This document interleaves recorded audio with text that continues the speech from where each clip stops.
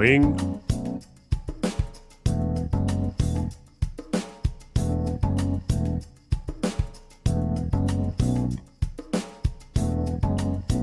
Mal schon auf.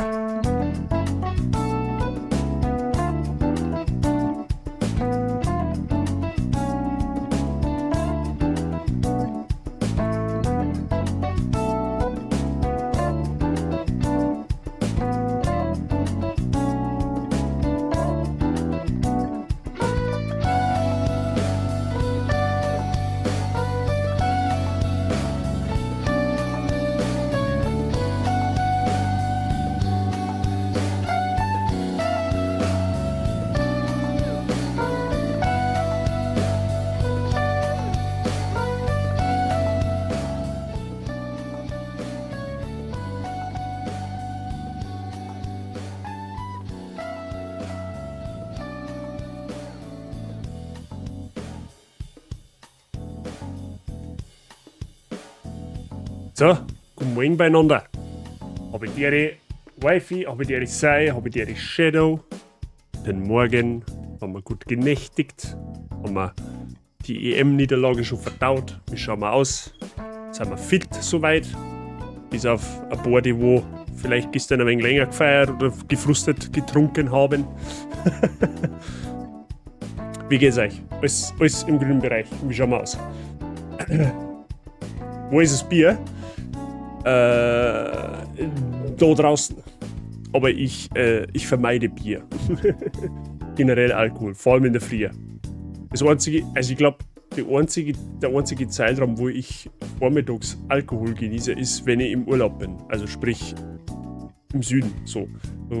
Also wenn ich jetzt in Griechenland war, Da haben wir Stunden voraus. Da war es jetzt 10 vor 10. Da darf wahrscheinlich um 10 der erste Cocktail fließen. Zumindest was heuer so. Da hat nämlich Poolbar aufgemacht. Immer um 10. Punkt 10 hat die Poolbar geöffnet. Mei, so tragisch finde ich es jetzt nicht. Feiern wir mit die Schweiz und die Holländer. Mei, du kannst das eh nicht mehr ändern, gell? Das ist ja das. Ich meine, am Ende des Tages brauchen sie sich nicht wirklich was vorwerfen. Sie haben ein gutes Turnier gespielt. Der Nagelsmann hat die deutsche Mannschaft wieder dahin geführt, oder in die Richtung geführt, wo sie sein sollte. Mal über den Handelfmeter kann man streiten. Den kann man geben. In 9 von 10 Fällen ist es auch ein Elfmeter. Am Ende des Tages ändert es am Ergebnis jetzt nichts. Das Einzige, was wirklich ein Manko war, wir brauchen unbedingt einen gescheiten Stürmer. Also, ich weiß nicht, der Havertz am besseren war es, wenn du hättest Joghurt am Schaufenster verkauft in der EM, weil so wirklich präsent warst du nicht, außer wenn es um Chancenverwertung geht. Aber ansonsten kann man wirklich sagen, haben die Deutschen eine schöne EM gespielt. Brauchen wir nicht drin. Deutlich besser wie die letzten Jahre und auf das kann man aufbauen. Und Spanien war jetzt auch nicht unbedingt der Gegner, wo du sagst, ja, den muss man schaffen. Ich meine, dass du so ganz knapp mit einem Top-Favoriten mitspielst. Was willst du machen? Ne? Gegen Spanien musst du da erst einmal gewinnen. Und die haben halt vor dem Tor die gnadenlos, gell? In den meisten Fällen. Aber gut, jetzt ist es so, jetzt kann man es nicht mehr ändern. Muss man akzeptieren. Wie gesagt, drückt man die Holländer und die Schweizer nach wegen Daumen. Und die nächste WM, die nächste EM kommt bestimmt. Kann nur besser laufen. Oder halt schlechter. Also ich meine, was soll man machen? Klar hat es mir auch genervt. Aber heute ist mir schon wieder egal. Es waren ein paar spannende Spiele dabei und es werden auch bestimmt noch ein paar kommen, definitiv, ja. Schiri wieder gekauft. Ja, reden wir nicht drüber, das ist einfach... Ja, Schiedsrichter sind das Jahr sehr zu wünschen... übrig und für was haben wir zum Teil VAR. Ja, wie gesagt, das mit dem Elfmeter, dass er sich das nicht einmal anschaut. Ich meine, die Hand, die geht strikt vom Körper weg und verhindert einen klaren Schuss, der wo aufs Tor geht. Der geht jetzt nicht irgendwo in die Tribüne rein, sondern der geht voll aufs Tor. Weiß ich nicht, ob man sich das nicht hätte vielleicht einmal anschauen sollen. Aber wie gesagt, jetzt ist es halt schon passiert, jetzt kann man es eh nicht mehr ändern.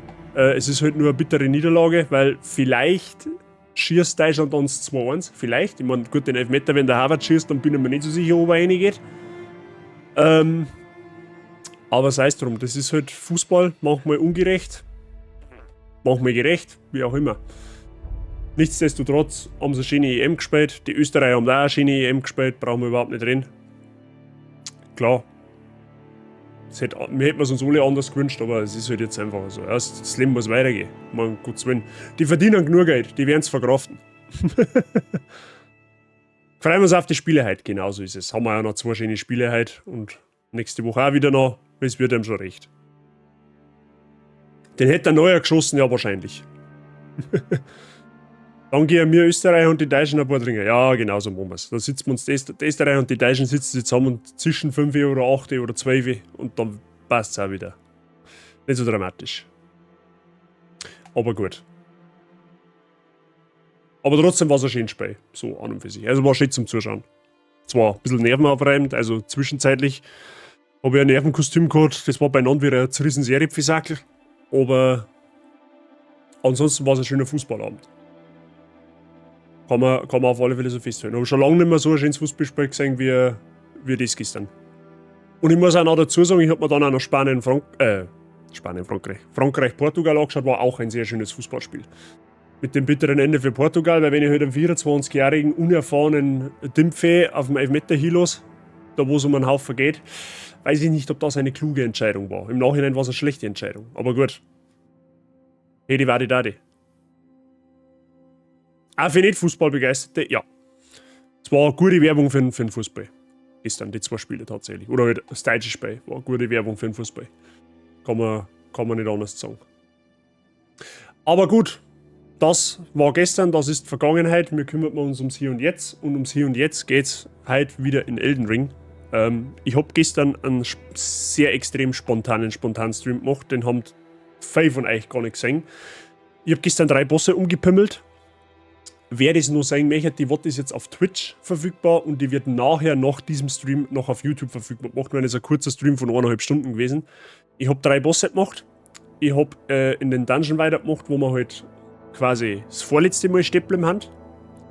Dann habe ich noch 2 Bereiche entdeckt, da wo es auch jeweils nochmal einen Boss gegeben hat. Die habe ich auch umgepimmelt.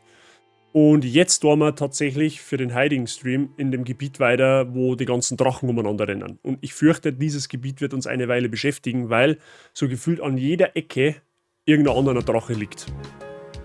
Also ich kann mir vorstellen, das wird uns eine Weile beschäftigen, dieses Gebiet. Aber schauen wir einfach einmal, was auf uns zukommt und dann werden wir schon sehen. Ja, es ist jetzt tatsächlich, heute sehen wir mal wieder direkt ein neues Gebiet, heute der wir nicht backtracken, heute der wir nicht in der Gegend umeinander rennen, sondern wir schauen uns halt direkt ein neues Gebiet an, wo wir noch nicht wirklich waren. Okay? Also schauen wir mal, was da auf uns zukommt. Und dann werden wir schon sehen. Irgendwas wird schon auf uns warten. Fürchte. Der Stream heute wird gehen bis ca. 11:30. Und ich schaue, dass wir halt so viel wie möglich in den 2,5 Stunden irgendwie gebacken kriegen. Okay? Ich kann jetzt keine Angabe machen ohne Gewehr. Oder ich kann jetzt nur Angaben ohne Gewehr machen, weil wenn uns auf einmal irgendein Boss über den Haufen springt, ja, wisst ihr eh. Es geht ja in Elden Ring bekanntermaßen relativ zügig, dass sowas passiert. Aber dann werden wir es, glaube ich, auch überlegen. Bist gestern in Poké Rogue versumpft? Ja, ich hab schon vieles über dieses Spiel gehört, tatsächlich. Dass da einige Leute viele Stunden versumpfen können. Ich selber habe es mir noch nicht angeschaut. Aber das liegt wahrscheinlich auch daran, dass wir momentan andere Spiele wichtiger haben.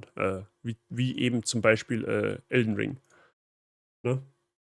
Von daher. Aber soll ja gar nicht einmal so schlecht sein. Was ich so gehört und gelesen habe. Ich glaube, da kannst du irgendwie bis Stufe 200 kommen oder so. Was wohl aber nicht ganz so einfach sein soll.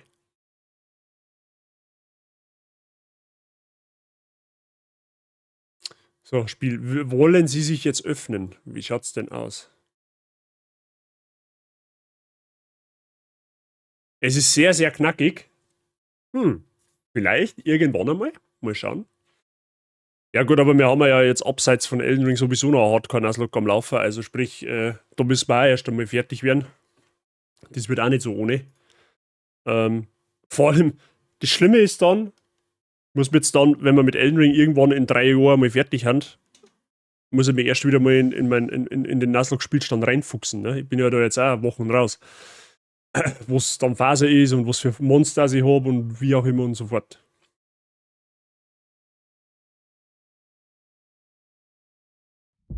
Aber das werden wir hinkriegen.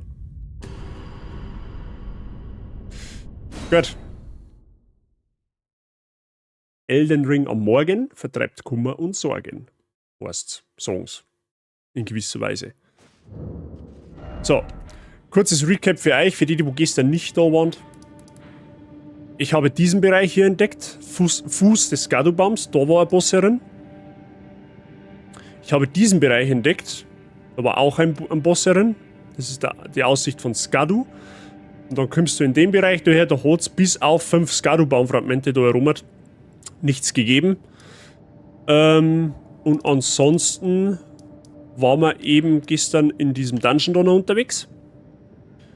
Da hat es dann da einen Bosskampf gegeben.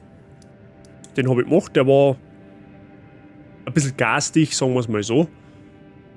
Und ja, da ist ein NPC, da weiß ich nicht, was man mit dem tun kann. Keine Ahnung. Auf alle Fälle war das, was wir gestern erledigt haben. Und mir waren wir dann da noch erinnert. Das ist der tiefe Graben, den wir schon mal entdeckt haben, wo die ganzen Finger aus dem Boden ragen. Da habe ich wohl eine Quest vorangetrieben. Da hat man da so Glocke läuten können und das hängt mit dem NPC zusammen, den wir da getroffen haben. Und mein schlaues Auge hat erfasst, dass da herum scheinbar die gleichen Ruinen haben. Und wir haben dann noch mehr eine Map gekriegt, die uns wahrscheinlich auch hier hinführt. Ich weiß aber noch nicht, wie man da hinkommt. Das weiß ich nicht. Das müssen wir irgendwann einmal rausfinden. Keine Ahnung. Ich vermute mal aber, dass da vielleicht irgendwie... Ja, das muss eigentlich von da aus irgendwie gehen. Aber fragen Sie mich nicht wie. Das weiß ich nicht. Keine Ahnung, wie man da... Man muss irgendwie da durch ein Tier durchgehen. Keine Ahnung. Oder...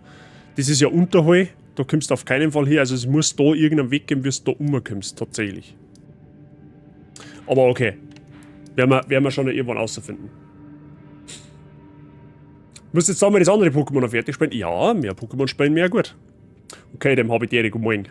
Das ist kein klassisches Pokémon, man ist nur am Kämpfen, man kann sich es definitiv für einen Stream anschauen. Ja, werden wir bestimmt irgendwann einmal reinluren. Genau, das ist so Phase. Ansonsten haben wir gestern nicht allzu viel da und jetzt schauen wir uns in dem neuen Gebiet um.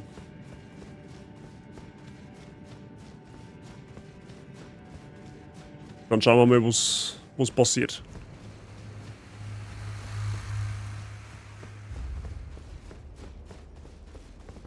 So. Wie gestern schon angekündigt, das hier, Freunde der Sonne, wird uns in den nächsten Stunden beschäftigen. Dieses Gebiet. Dieses wohl von Drachen verseuchten Gebiet. Weil da unten ist schon der erste. Und ich darf dann schauen, ich sag's eigentlich, wie es ist, wir werden den Drachen natürlich versuchen zu machen.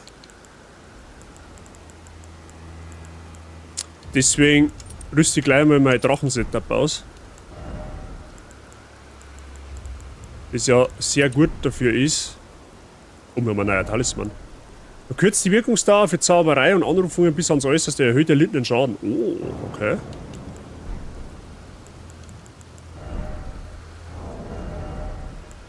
Nehmen wir wieder unser Drachenjäger Großkatana. Moin Price, habe ich Dere. Moin Sabi, grüß euch. Hab keinen Ton an, bin aber dabei. Grüßt einmal bitte die Sabi von mir.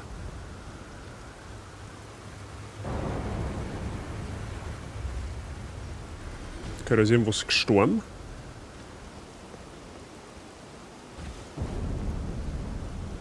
Wie geht's euch? Ich kann es sonst mal im Stream sagen, ja oder so.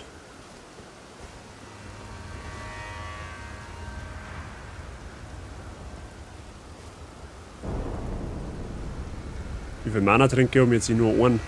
Das glaubt man nicht. Ich muss nochmal meinen Mana-Trank aufpeppeln, dass ich, oder was heißt aufpeppeln, eine Füllung mehr dazu, weil sonst glaubt man das nicht.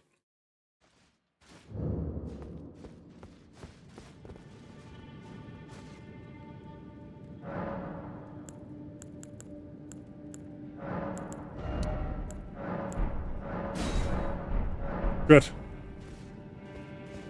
Wirst du noch zum Drachenlord? Ja, bitte nicht. Morgen zusammen haben heute anscheinend viele senile Bettflucht. Ja, Gott sei Dank, gut zu Fuß morgen, grüß dich Gott.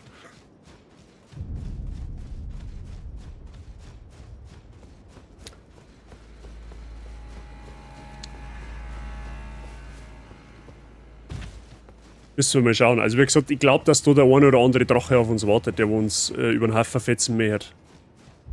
Ich meine, wenn das Empfangskomitee schon, wenn am Empfangsschalter schon ein Drache hockt. Aber die mitzunehmen lohnt sich, weil man von denen uralte Drachen-Dunkelschmiedesteine kriegt. Da kannst du eine legendäre Waffe auf plus 10 machen. Also von daher ist das schon mal gar nicht so übel, wenn du mich fragst. Ah, das ist so eine Statue von Marika. Irgendwo. Also da kann man auf alle Fälle Koop spielen. Aber ansonsten...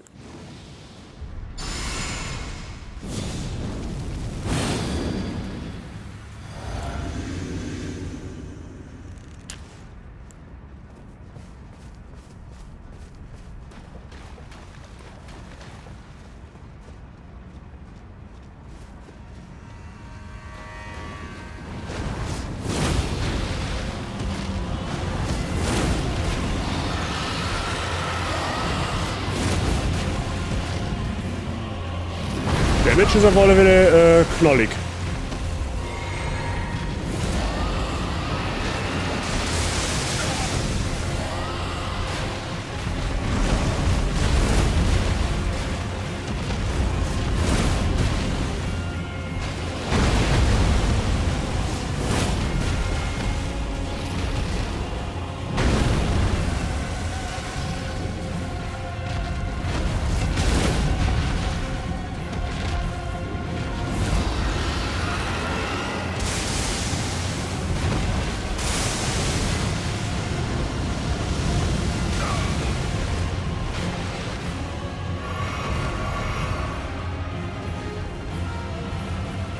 Könnten Sie bitte da oben kommen?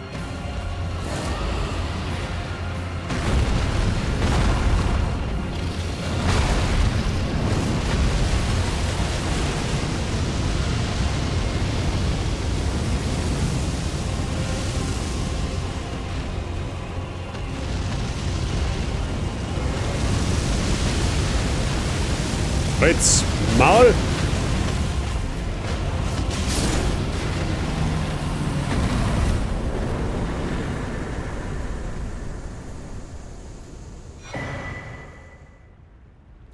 Drachenschuppenfleisch. Okay.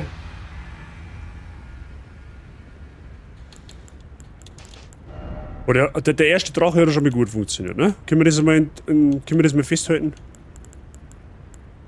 Ich weiß schon, warum das Ding Drachentöter Großkatana heißt. Was ist jetzt mein verrottetes Schwertinsignie? Hallo? Ah, da ist.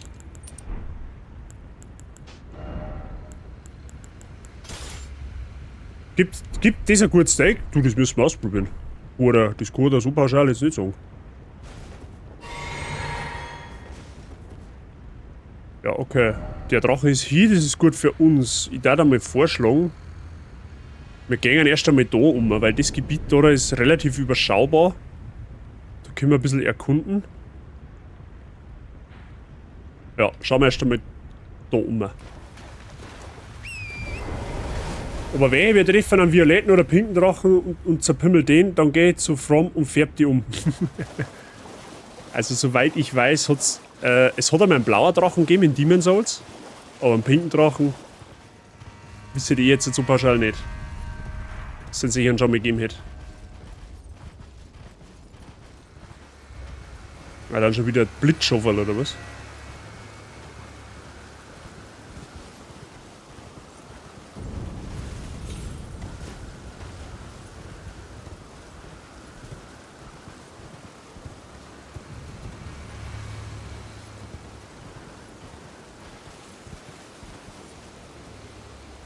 Ah, warum wird's denn jetzt finster? Es soll doch hell sein.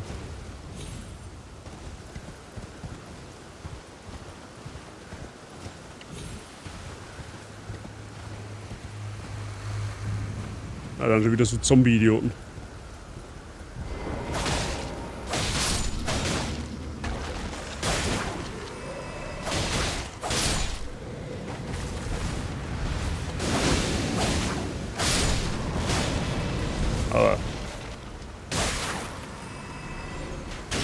Aber.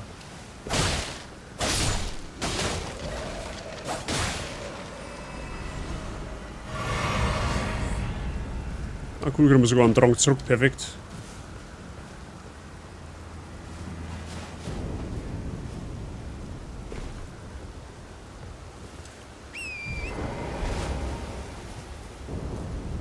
Gibt es jetzt überall Adler umeinander?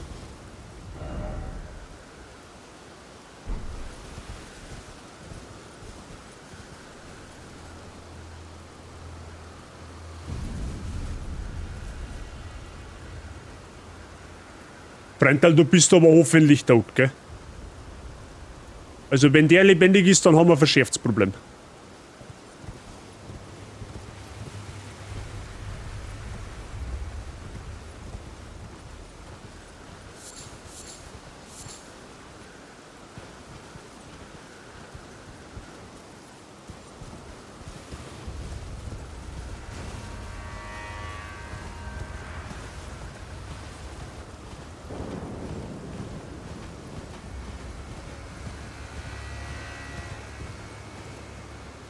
Tönt so hat der Gnade, die ist oh, leck mich am Arsch.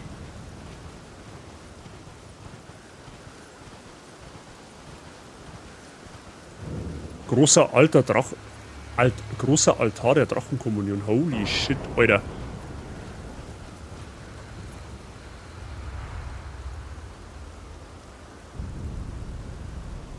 Gedenkst mit deinem Zahnstock? Nein. Boah, imagine, du müsstest gegen das Ding kämpfen.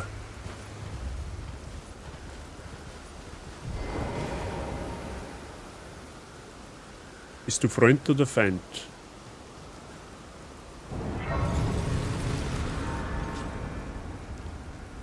Okay, sie oder es ist freundlich. Warrior troop.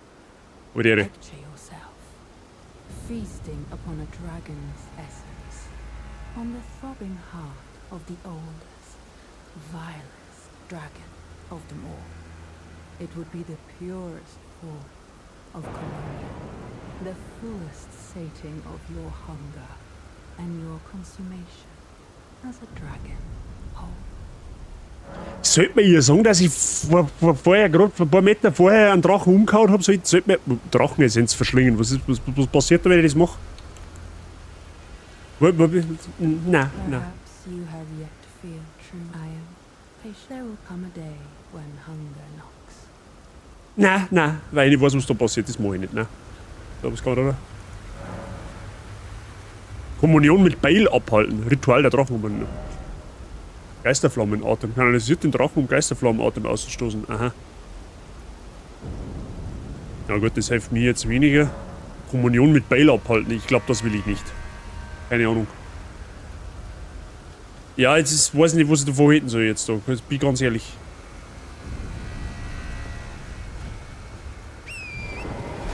Kann man den besteigen? Also, ne?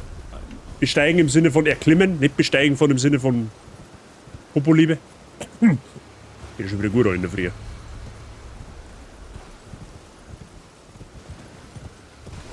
Weil er dem seine Augen ist größer als wir. Ist wir verarschen oder was?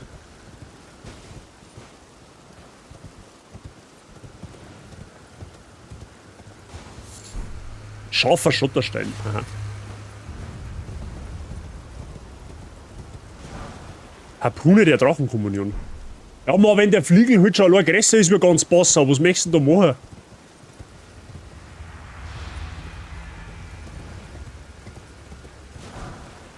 Haben wir ja eine Harpune.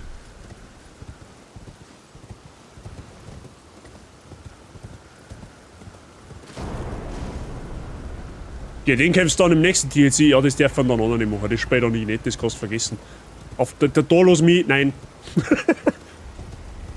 Das sind ja Maßeinheiten. Ja, hallo, schau dir mal den Fliegel an. Das ist mindestens Danziger Straße.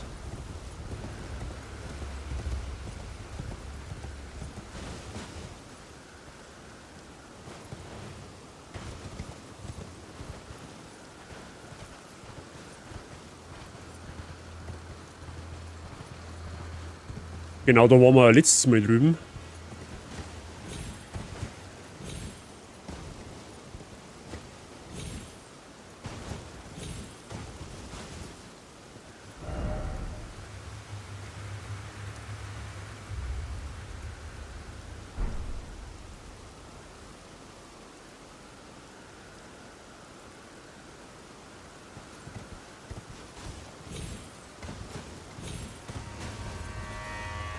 Mal umladen.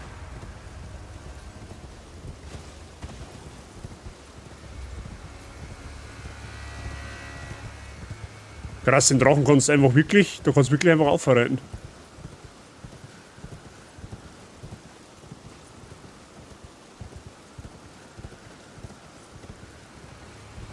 Ohne Scheiß, wenn der jetzt auf einmal lebendig wird, dann scheißen wir uns drüben in die Hosen. Ich sag's Ihnen, gewiss ist. Ist der Unter aber hoffentlich schon alle tot. Kitzelt den nicht stark? Ja, nein, ich hab's nicht vor.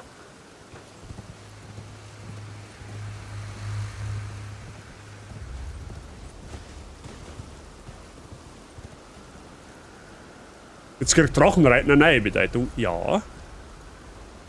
Ich bin jetzt der sorglose Besteiger. Wo komme ich da hin, wenn ich da herspringen?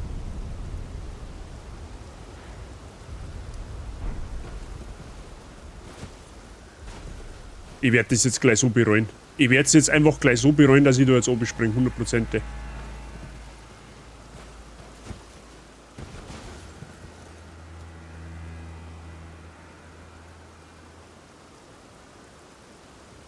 Also wenn, schaut maximal der da hinten lebendig aus. Tu mir vorsichtshalber da, ne? Da noch was schief geht.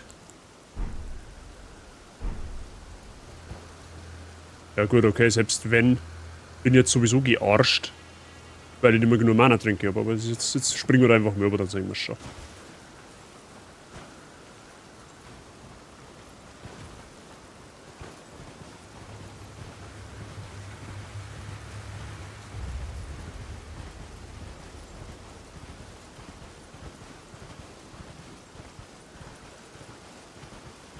Aber mal GG an den, der das Viech erlegt hat.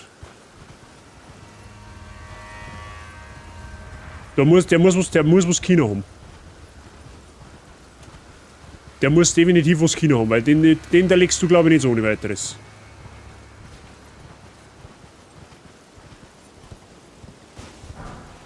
Fett der Drachenkommunion, aha.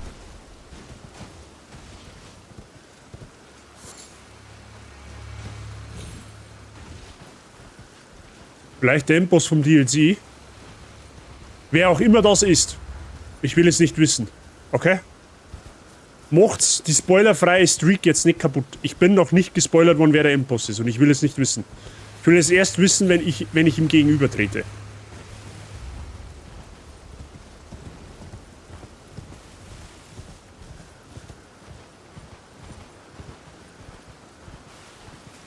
Bei mir habe ich die Grüße gut.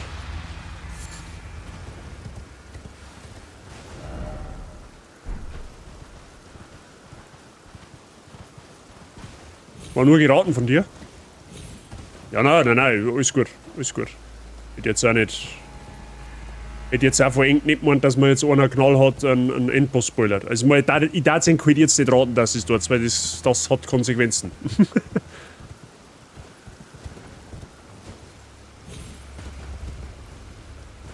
Also ich mein, weißt, ich hab schon große Klodeckelhände, ne? Aber das war eine andere Hausnummer, gell? Na gut, aber scheinbar gibt's da wohl nicht mehr. Vermute jetzt einfach mal. Frech. Frech, so wie ich bin.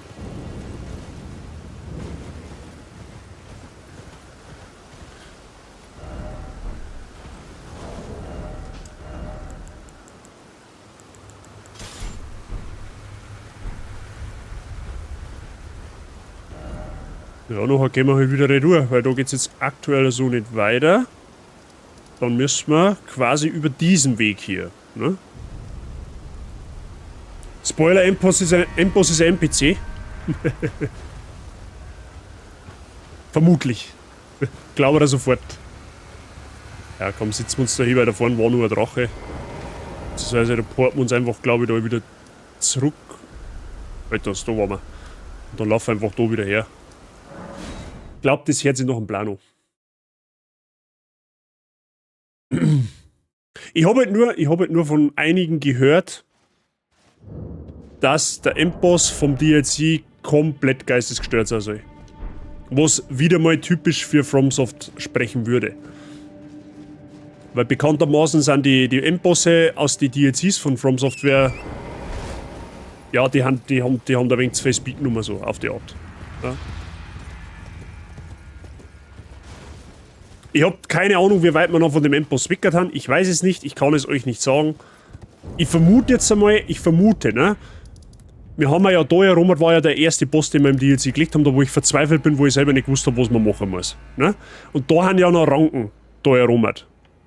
Ich vermute mal, dass da dann erinnert irgendwo stattfinden wird, was dann wahrscheinlich das Ende einläutet. Keine Ahnung. Vielleicht muss man vorher daher, weil offiziell Missionsziel ist irgendwo da herum. Ich weiß es nicht, ich kann es halt nicht sagen, das ist nur das, was ich vermute. Weil das ist eben zugesperrt, das sieht man da auf der Map, da haben die schwarzen Ranken. Man muss irgendwo da, dass die Ranken weggehen und dann kommen wir da wahrscheinlich einer. Keine Ahnung, ich weiß es nicht. Aber das ist das, was ich aus Logik jetzt mal sagen darf, was es sagen kann. Okay? Imagine ein Game, wo der Endboss einfach ein Spieler ist. Das war irgendwie witzig und traurig zugleich. Was anderes als gestört erwartet man ja nicht, nein. Ich tatsächlich nicht. Also ganz ehrlich, aufgrund der Erfahrungen der Vergangenheit bin ich mir eigentlich ziemlich sicher, dass wir, wenn wir den Endboss gegenübertreten, dass uns der Stunden beschäftigen wird. Ich kann mich nur wiederholen, ihr wollt es nicht anders und FromSoft weiß das, ja, das ist auch gut so. Lass dich überraschen, ja, definitiv. So, da ist jetzt wieder irgendwas gestorben. Ich habe 183.000 Seelen, ist aber wurscht, weil das klang weit noch für keinen Aufstieg nicht. So, jetzt schauen wir, kann man geradeaus weiter? Nein, da geht's tief in die Schlucht rein. Das haben wir, glaube ich, letztes Mal sogar noch gesehen, right? Du bist aber hoffentlich tot, oder? Ja doch, du bist da, weil du warst ja vorher schon lebendig geworden. Stunden oder Tage? Ja, herzlichen Glückwunsch.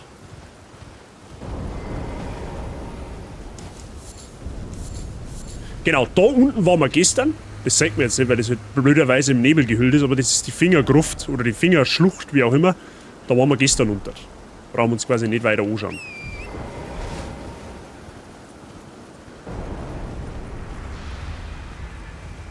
Dann muss es quasi in die Richtung weitergehen, wo wir schon mal Sneaky Peaky eingeritten haben.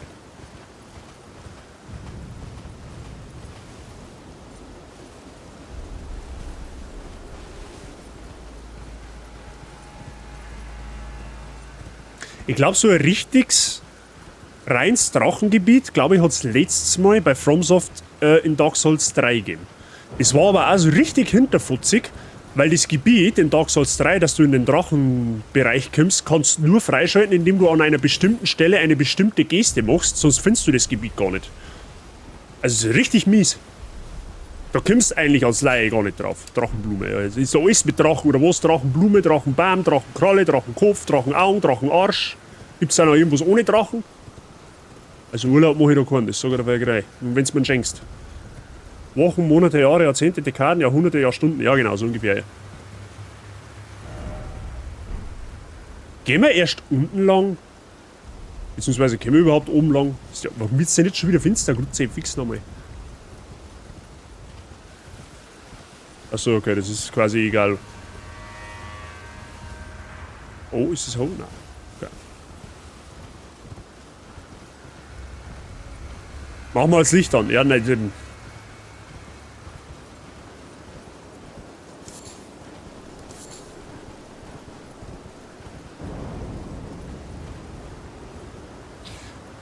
Freunde der Sonne, wir sind im Nebelgebirge unterwegs. Ich habe generell schon die Theorie, dass wir eigentlich in Mittelerde haben und nicht im Reich der Schatten. Ich weiß es nicht.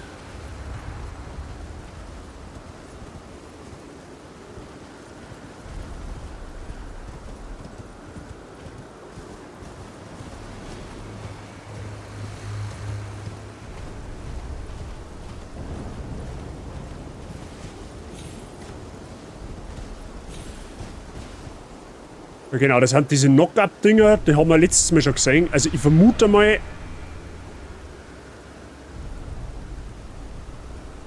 dass halt das da so eingenebelt ist, das gefällt mir nicht. Das gefällt mir ganz und gar nicht. Also ich vermute mal, dass da irgendwo, da werden wir hin können oder hin müssen, keine Ahnung. Ja.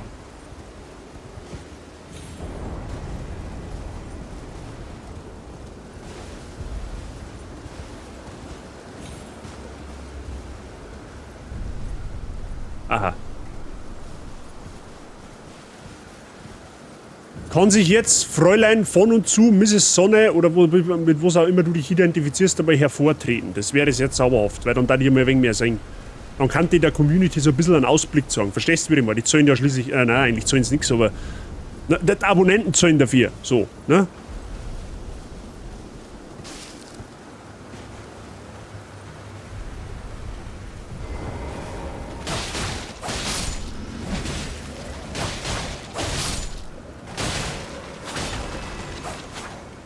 Na, du Plätzling.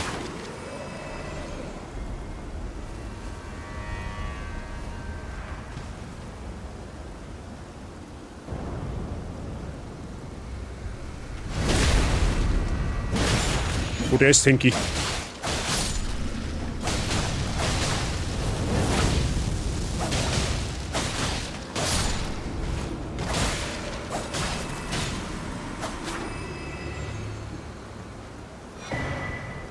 Anbruch des großen Herrschers, ja, wow.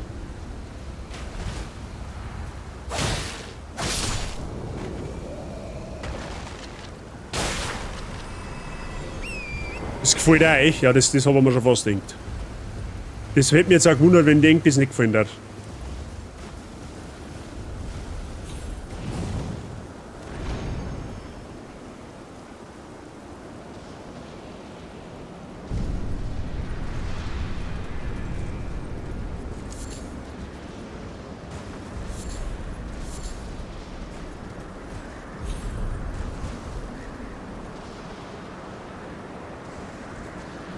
Super toll. normalerweise sollst du jetzt umdrehen, weißt du, spätestens dann, wenn, wir haben es aber gesagt, wenn du auf einem Gebirge, in einem Gebirge unterwegs bist, sollst du spätestens dann Unterschlupf suchen, wenn er wieder auftreibt, ja, und wo du an mir reibt, man halt wahrscheinlich genau ins Wieder rein, ist eh klar.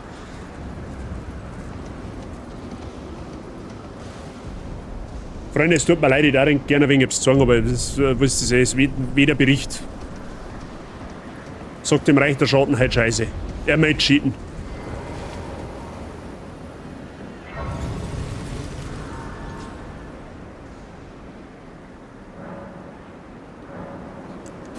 Jetzt vertreibe ich mal Zeit bis am Mittag, vielleicht hilft das was. Ah, schau jetzt Licht, zeigst du es da. Gut, sagen tue ich deswegen auch nicht mehr, aber.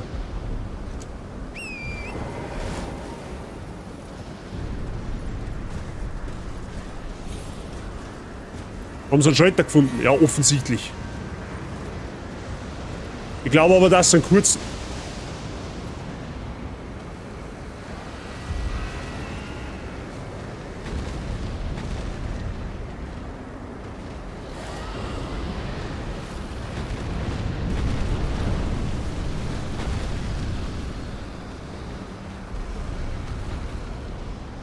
Macht's ihr mal.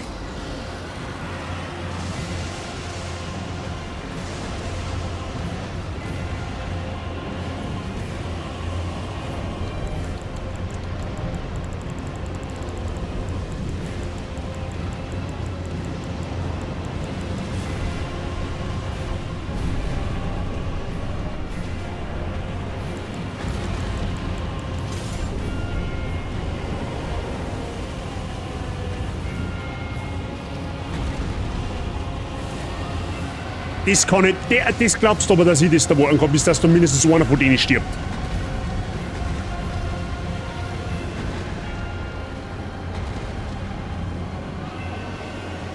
Aber ja, das hat noch besser ausgeschaut, ja, das stimmt.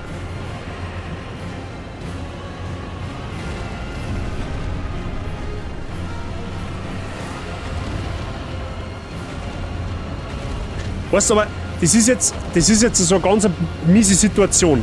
Meine Loot-Geilheit möchte, dass die zwei sterben. Der Kopf sagt, lass es.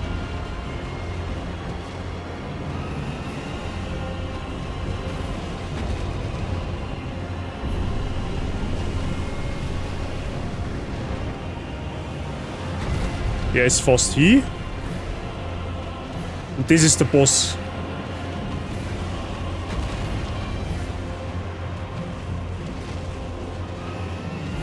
Da steht auch noch eigentlich eh gar keinen Bock mehr.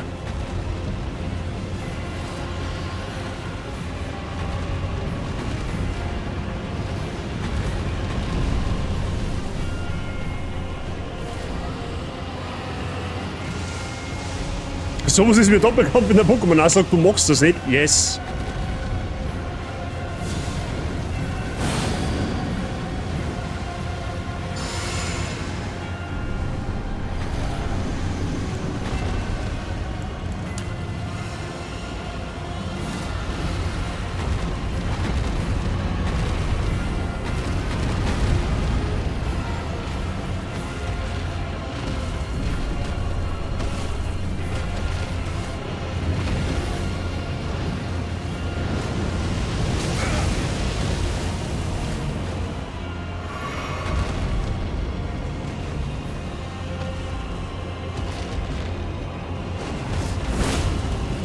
Ah, ich hab Talismänner nicht ausgerüstet.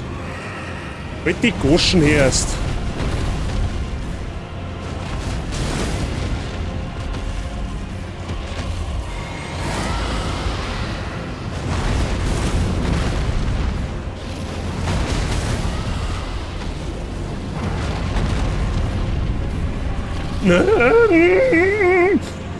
Du dumme Sau!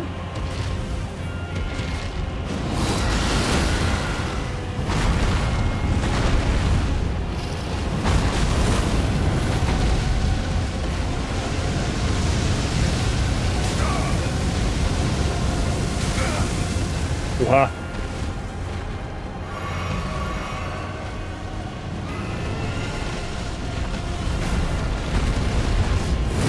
Also rein rechnerisch schwatzt du eigentlich schon hier, wenn der Fliegel nicht gesperrt hätte. Maul. Aber. Sitz. Ja, wow, herzlichen Glückwunsch.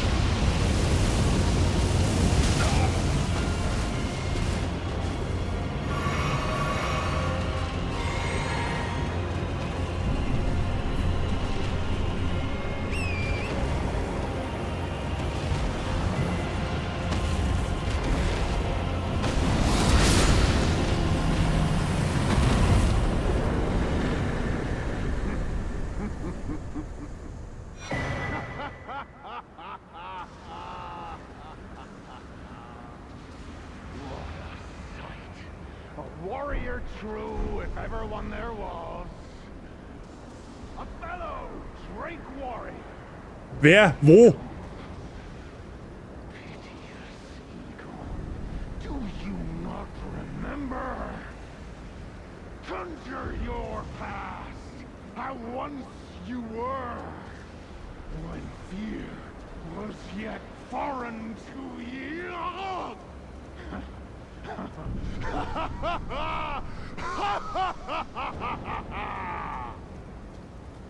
Ja, und wer, wann, wieso? Hab ich jetzt wieder eine Drecksarbeit gemacht, oder was? Du hast da gerade gewartet auf dein Umleg, oder? Herzlichen Glückwunsch. Da wieder. Weißt du, zahlt mich wieder nicht dafür. Das ist so frech einfach. Ja, sehr gut morgen. Und merci für die GGs. Jetzt gibt's Drachennackensteaks, ja. 2 mittlerweile.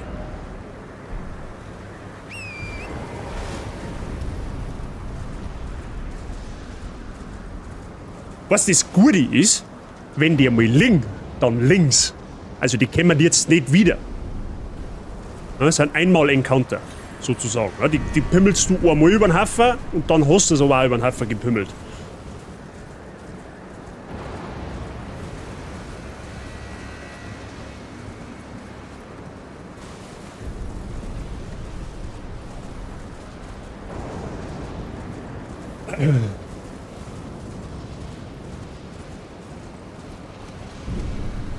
Sogar wie es ist, jetzt war ein Ort der Gnade recht. Sogar wie es ist, da ist ein Ort der Gnade jetzt recht. Dann können wir ja die Theorie gleich überprüfen. Beziehungsweise kann ich schon einen Aufstieg machen. Gerade nicht. Das werde ich aber so machen, dass wir einen machen können.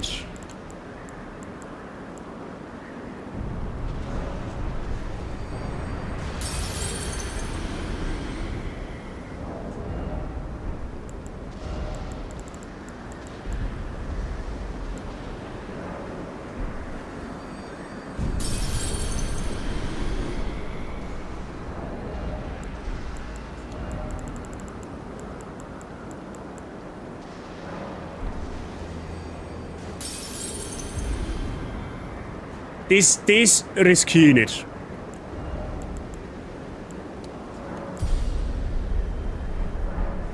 Weil lieber laufe ich mit 3000 Echos oder Seelen umeinander, bevor ich mit 300.000 umeinander renne. Der tut noch die 2 Drachen ist wie jeder Geschäftsführer, die anderen machen die Dreckshocken und der Chef rumsieht. Ja, genau. So ungefähr. Jassi, wie geht's da? Alles gut bei dir? Ja, ich sag's euch aber auch, wie es ist, das wird nicht der letzte Drache gewesen sein. Ich weiß, dass da weiter oben, das haben wir leider letztes Mal ja mehr oder weniger, oder vorletztes Mal mehr oder weniger noch gesehen, da ist noch ein richtiger Drache drum. So mit 4 Fliegel. Der ist ein bisschen out of the box, wenn man so will.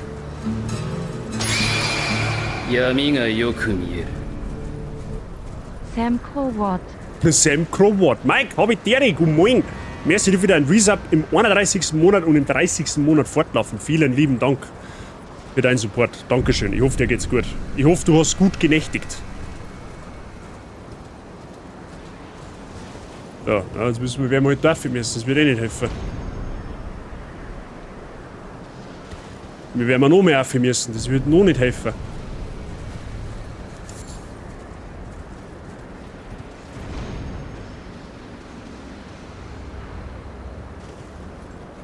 Mhm.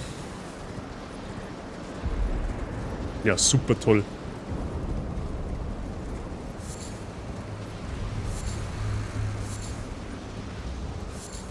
Du bist ready fürs Sommerfest? Ja, schon morgen dezent vorbereitet für die eskalative Grillerei. Was heißt da aussortieren? Was? Bin grad Mist grad meinen Podcast, du grad meinen Socken sortieren. Ach so. Ja, dann wünsche ich dir da schon mal eine gute Nebenunterhaltung mit Drachentöterei oder so, ne?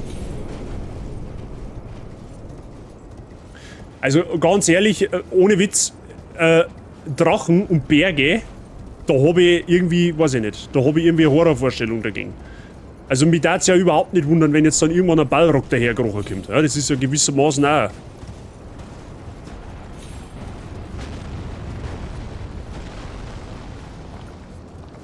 Ja, alles fein. Dankeschön. Drachen und Berge, Tabaluga. Ich hatte, wenn es ein Tabaluga war, dann hätte ich mich nicht beschweren. Duntes Loot. Habe ich genau gesehen. Habe ich genau gesehen, da ein rundes Loot. Du, da kenne ich nix. Da kenne ich gleich gar nichts, gell? Das ist gut. Skadudelmanudel ist immer gut.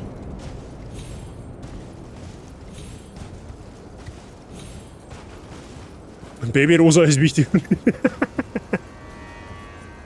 Ja, genau, das ist ja dem, was wir letztes Mal noch gesehen haben. Okay, ich hab keinen Bock mehr mal. Jetzt habe ich eh schon zwei Drachen umpümmeln. Muss jetzt noch einen dritten auch umpümmeln, oder was? Ist das der Ernst? Aber Moment, wenn ich jetzt da verrecke, ja gut, okay, dann musst du einfach nur durchreiten. Das war jetzt nicht so dramatisch.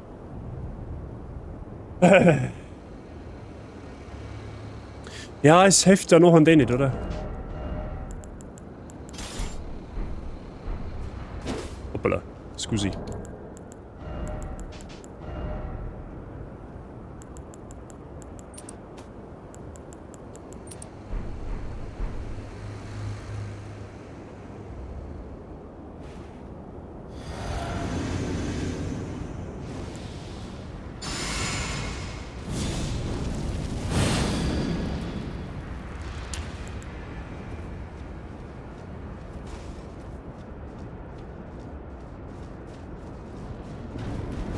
Uralter Drache Senesachs.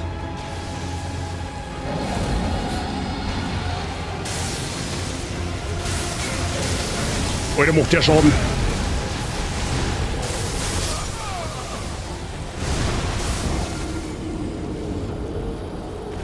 Okay, ich hab so das Gefühl, der dauert länger. Ich hab so das Gefühl, der geht nicht so einfach. Okay, I see what it is, man. Wir brauchen da auf alle Fälle Blitzwiderstand.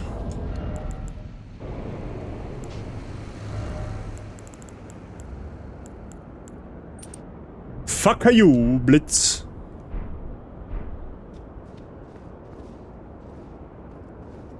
Aber da ist ein Pfahl, das ist gut für uns.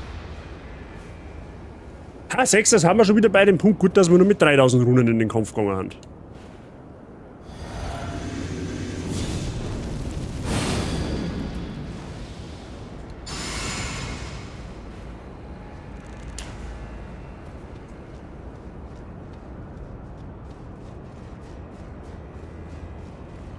Ah, da ist Wasser auch noch am Baum.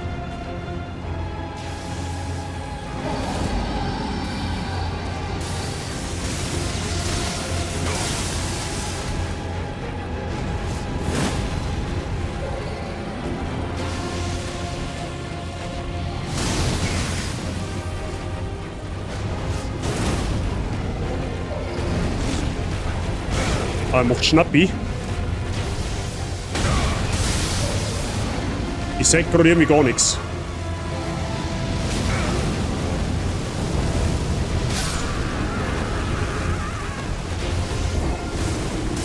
Okay, der kann alles, der kann Blitz, der kann Feuer, wahrscheinlich kann er Wind auch noch.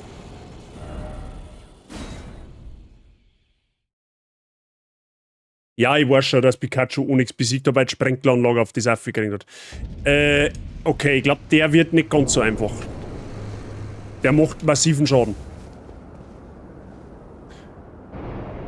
Kann man da...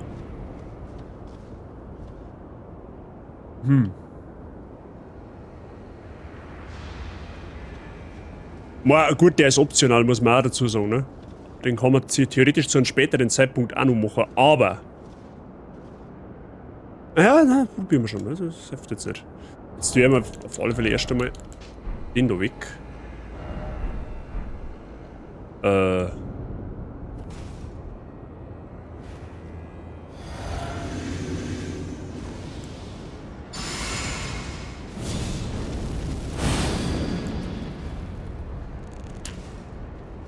Ob man da als Reittier mehr bringt? Wahrscheinlich nicht, oder?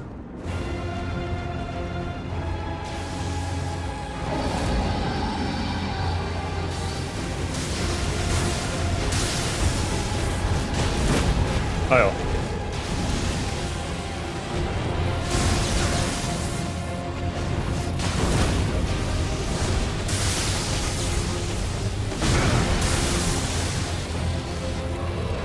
Oh.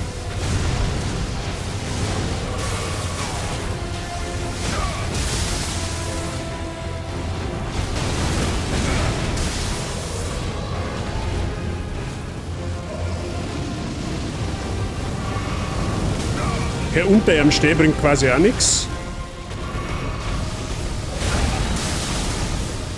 Boah, ich seh halt null.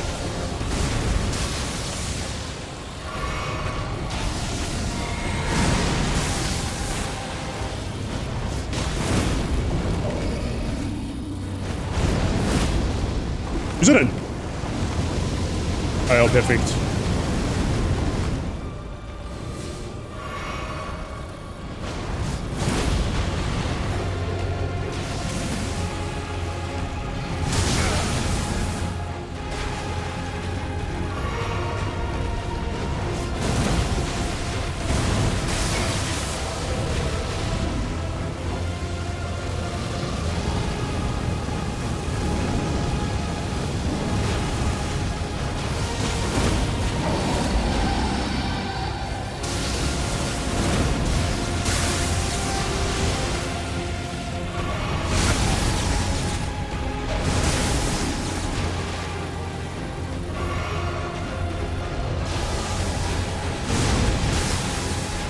Kann sie einer Knirschein chillen?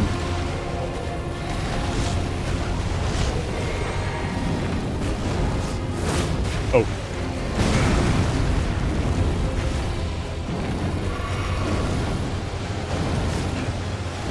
Was ist denn jetzt?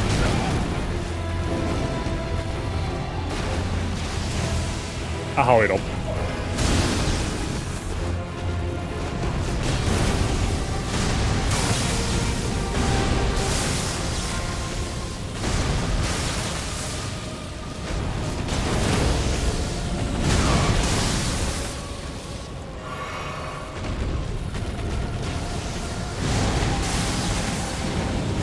Jetzt fliegt er wieder weg, das Arschloch.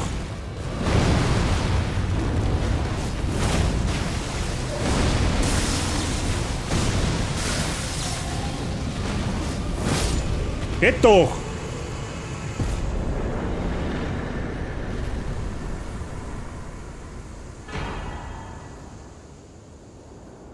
Den nehme ich.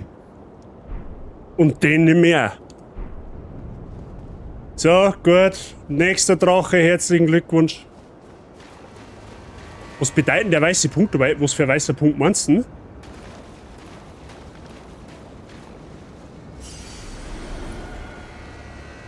Merci für die GGs.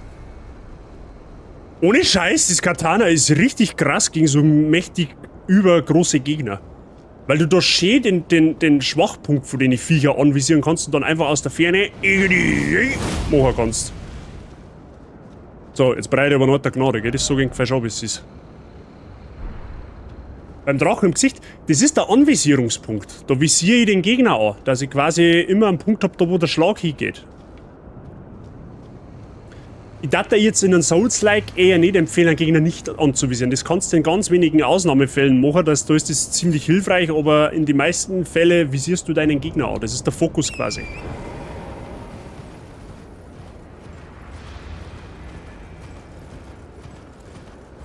Okay. Steuerst du den Punkt? Den kann ich steuern, ja. Je nachdem, wie viele Fokuspunkte der Gegner hat. Kannst ja mehrere Punkte beim Gegner anvisieren. Beim Drachen kannst du einen Flügel, einen Kopf, einen Fuß, einen Arm, sind sozusagen die Punkte, wo du halt einen Gegner halt ja anvisieren kannst. Und beim Drachen ist sein Weak Spot beim Drachen an Eldenmarschall. Drachen sind am Kopf verwundbar. Ich visiere gerade mit der Waffe ausschließlich einen Kopf an, weil ich dann mit der Waffenart, also mit der Kriegsasche von der Waffe, mache ich halt unfassbar viel Damage. Und das kann halt dazu führen, Bei dem jetzt tatsächlich eher nicht, weil der scheinbar eine hohe Resistenz dagegen hat. Aber das kann nicht dazu führen, das hat man vorher bei dem zweiten Drachen gesehen, du brichst den dann aus der Haltung. Das heißt, der kippt dann einfach um und dann kannst du seinen Schwachpunkt direkt angreifen. Wenn du das halt oft genug schaffst, den dort zum Treffen. Bei dem jetzt tatsächlich nicht, aber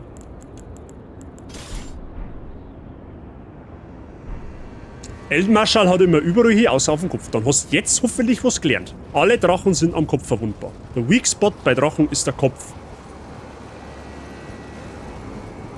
Oh ja, perfekt. Du den nicht mehr.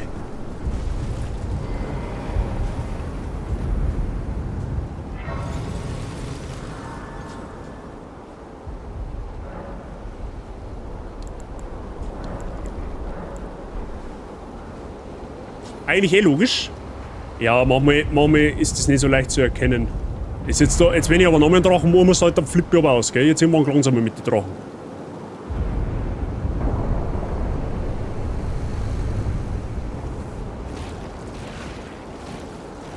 Ja, es kommt zu mir gereizt, weißt du. Ich gehe jetzt da einfach hinter der steinigen Seite und verduft wieder. Der Igons Handbuch, okay?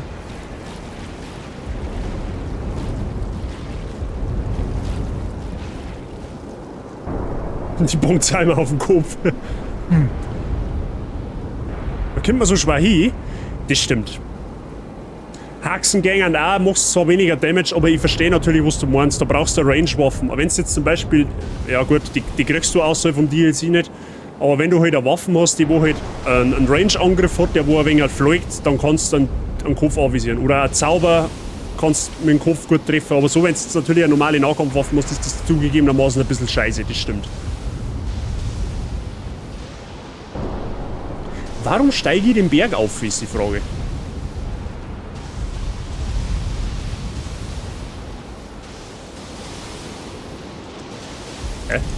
Hä? Hallo? Ich sagen, wer denn das nicht mehr können.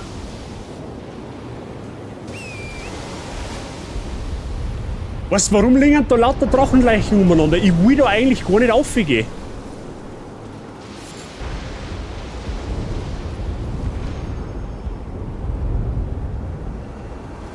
Wegen der Aussicht? Ja, wahrscheinlich. Sagst du irgendwas, du Blindgänger? Schaut das für die nach Aussicht aus? Ich glaube nicht.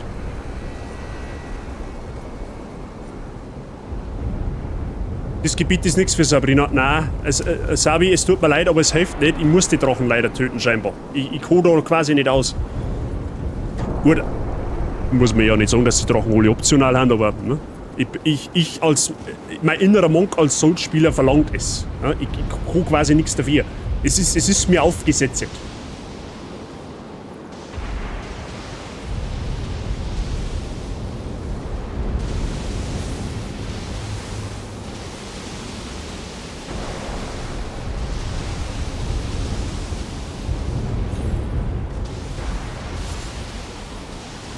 So ein Vollidiot kann auch nur ich sein, der wo auf den Berg aufsteigt, wo lauter Drachenleichen liegen, da wo ein Donnerschlag nach dem anderen runterkommt.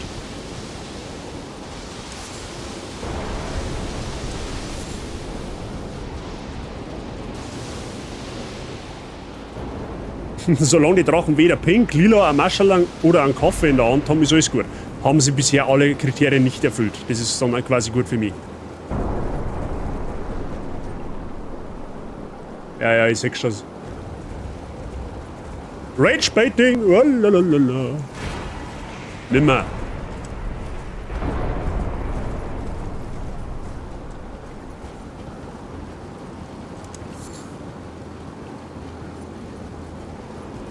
Da wartet jetzt fix die Drachenmami. Wahrscheinlich kassiere ich jetzt dann gottlos Karma, weil ich die ganzen Drachen gemacht habe. Wahrscheinlich hätte man die gar nicht machen sollen. Ah ja, perfekt.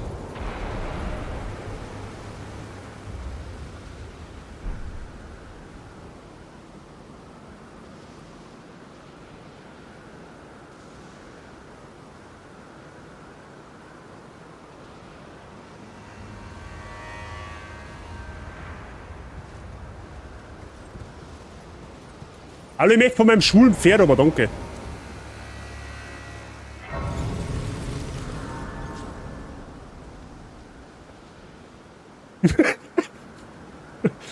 Ja, ist doch völlig klar, dass da ein Boss drin ist, oder?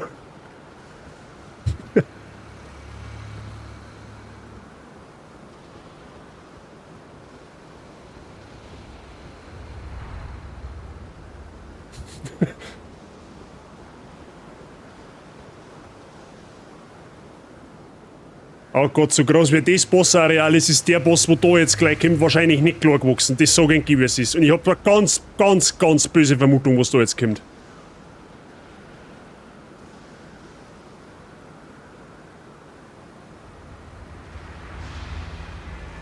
Alter, schaut euch mal das Bossareal an, wie riesig das ist.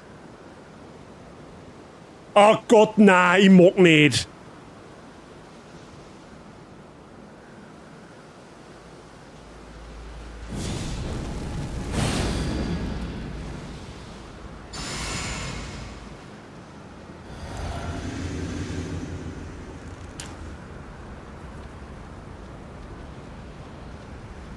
Hallo?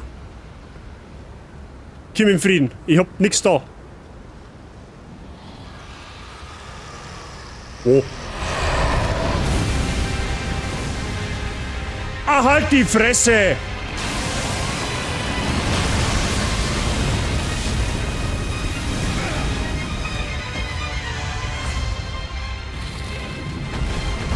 Oh.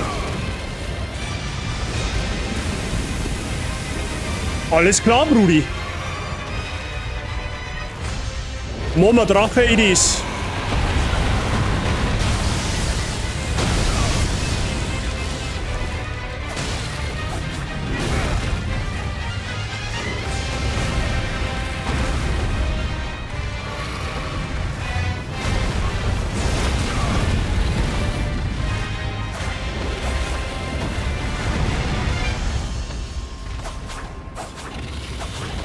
Perfekt. Ich hab noch nicht einmal getroffen.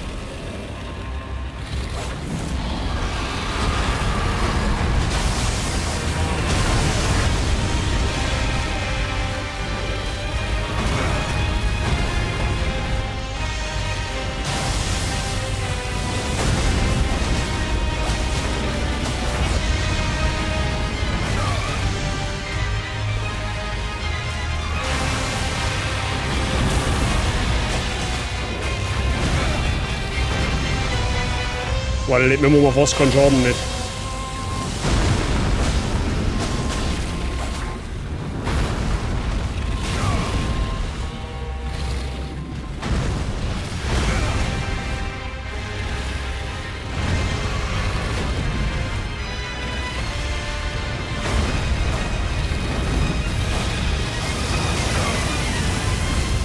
Ja, da werden wir das Großkatana brauchen.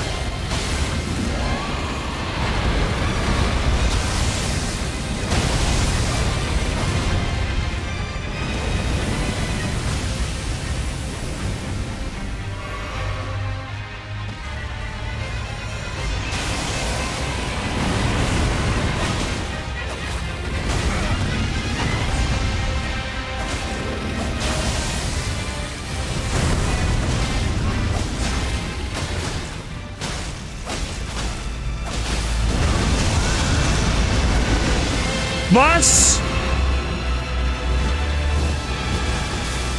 Alter, wo?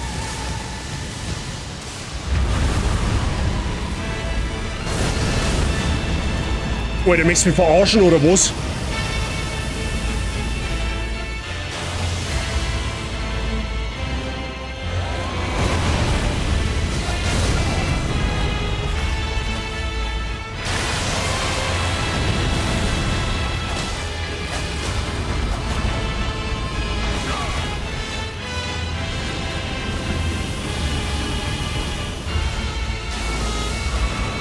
Na, los mich halt.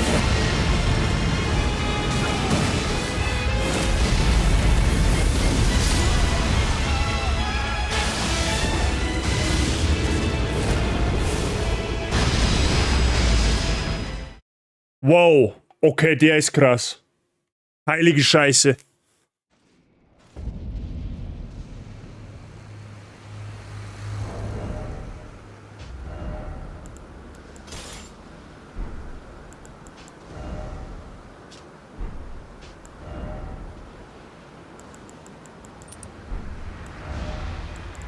Aber so wie bei allen Drachen wird wahrscheinlich der auch am Kopf sehr verwundbar sein.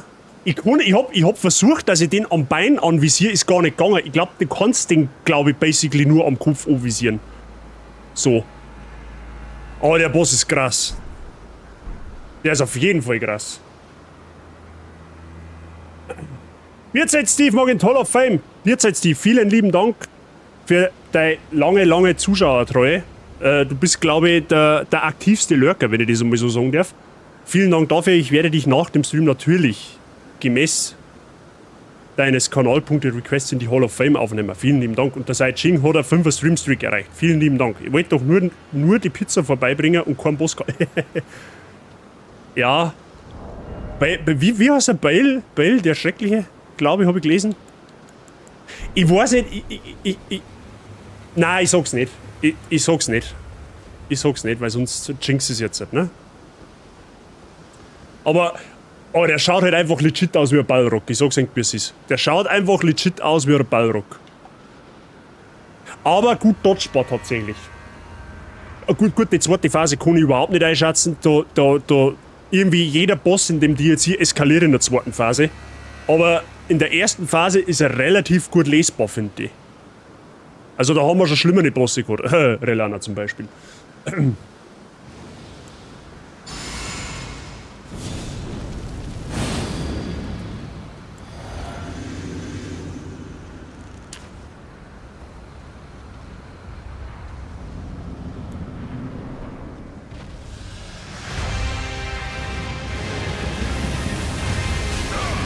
Perfekt.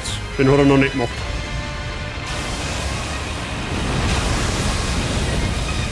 Ja, dann muss man wegdodgen quasi.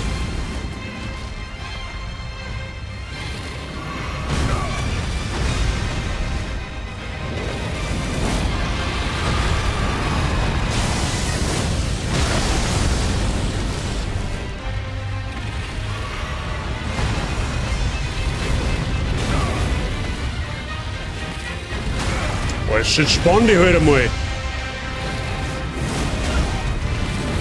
Nein, mag er nicht, okay.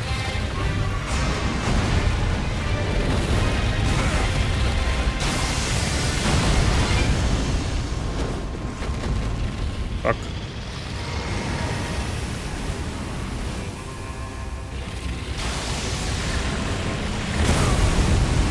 Okay, den hab ich auch nicht kennt.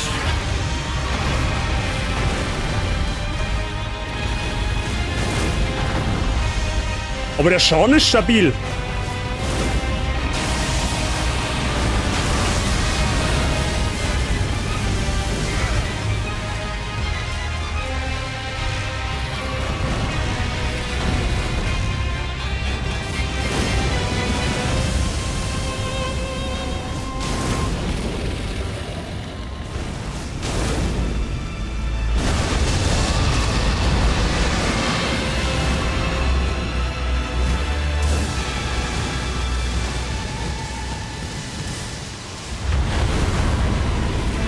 Die ist gemein, weil der Kim verzögert.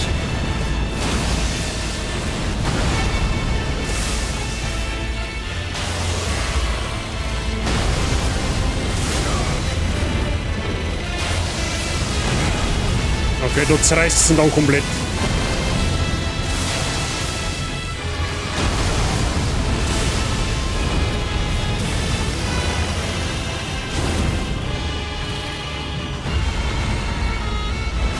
Aber... Oh, ich muss heilen.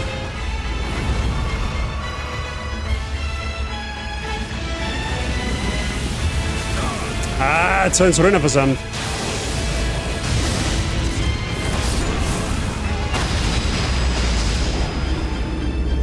Ja, okay. Je mehr ich zuschaue, desto mehr Angst habe ich vor Lies of P. Mr. Sideching Lies of P ist, glaube ich, jetzt vom Schwierigkeitsgrad her nicht mit dem DLC von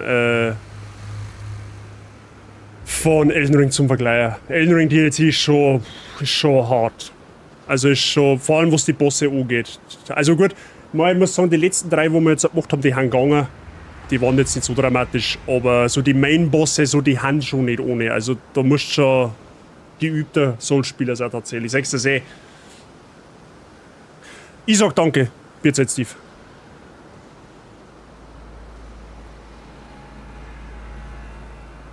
Ja. Ja, ich mein, wenn ich seine Patterns. Also, mir macht man ja schon guten Schaden, so ist es nicht, gell? Also, wir kriegen schon richtig Damage rein.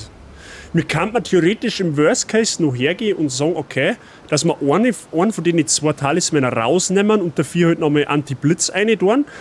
Für ein bisschen Lack of Damage.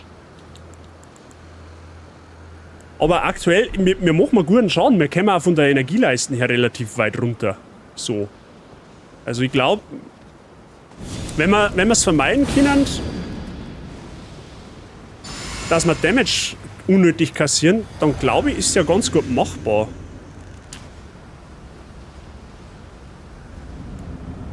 Ich bin einfach nur froh, dass ich jetzt zweite Waffen habe, auf die ich zugreifen kann.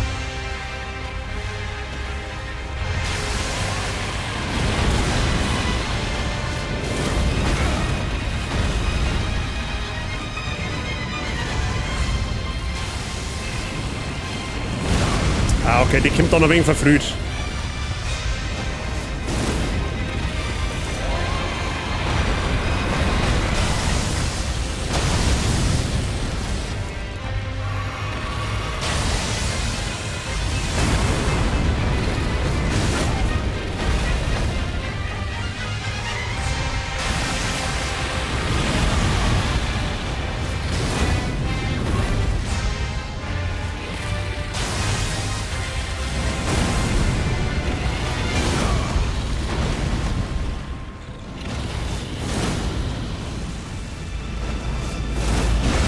Okay, 2 Hunter Greedy, okay.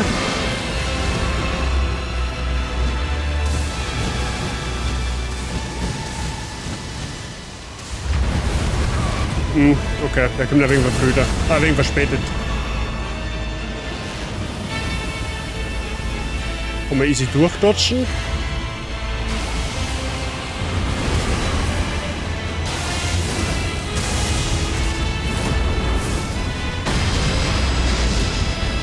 Der ist heftig, der Angriff.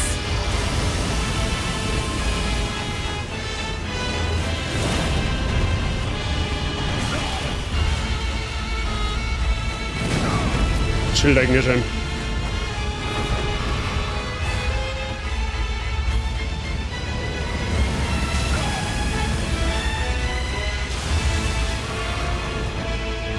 Gott, was ist das?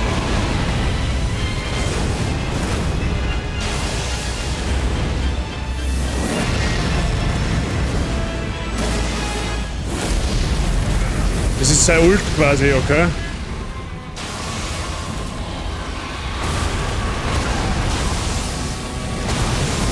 Ich seh gar nichts. Ich hab unter Null gesehen jetzt.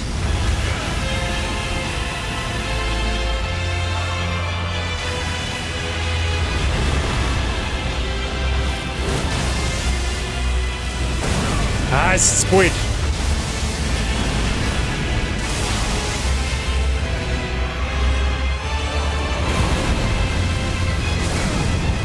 Ach, da kommt noch mehr einer. Okay.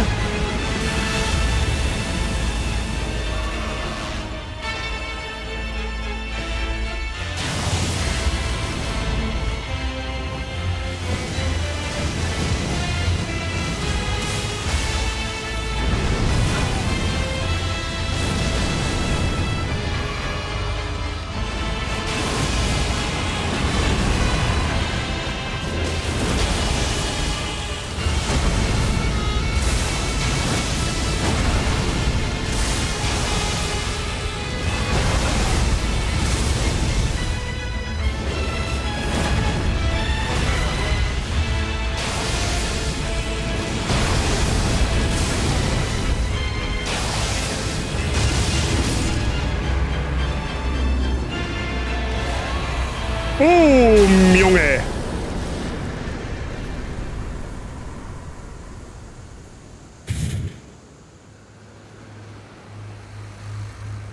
Oh.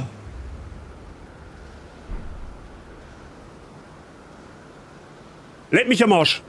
Geiler Bosskampf.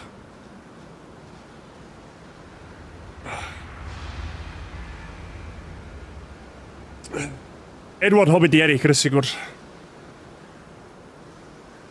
Boah, jetzt habe ich jetzt mal ins Pressel gegangen, gell? Der letzte Schlag. Das war jetzt aber mehr als wir haarscharf. Basically do or die. Danke für die GGs.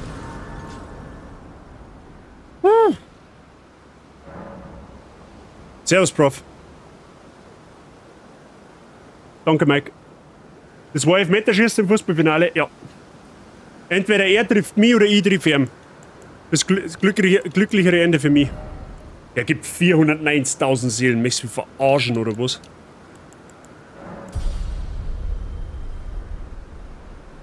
GG, du Maschine, dankeschön. Danke, Yassi. Danke, Prof. Wie viele Tries waren es jetzt? 4? 5?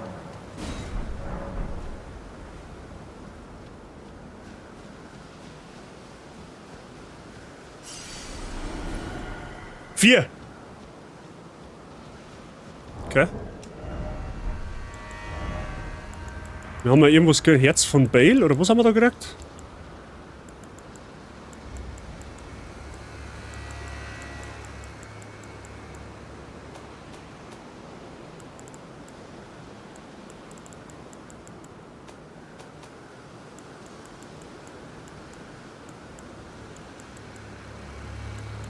Drachenherz, da ist.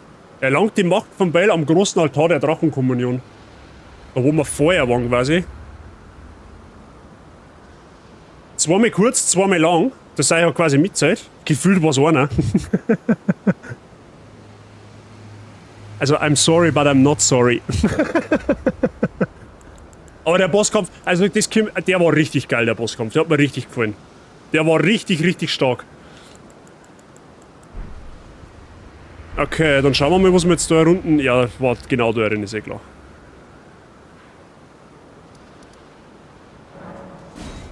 Noch mehr Steak, jetzt können wir bald ein Geschäft aufmachen. Der Drachensteak Großhandel, it is. Powered by Barty Gang. Eher fotografisches Gedächtnis, ja gut. Sagen wir mal sagen wir mal zwischen 4 und 6 Tries waren wir jetzt. Also jetzt ist die verreckt oder was?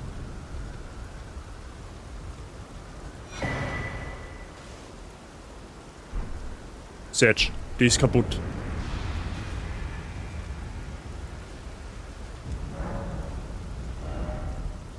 Bales Tyrannei kanalisiert den grausigen Drachen, um mit einer Hitzewelle zu brüllen. Kanalisiert den grausigen Drachen, um mit Flammenblitz durchtränkten Krallenknochen zuzuschlagen. Respekt. Ich nehm 3. Ja, blöd, jetzt ist die hier, wenn ich das gewusst hätte. Ja gut, das hilft eh nicht. Ja, okay.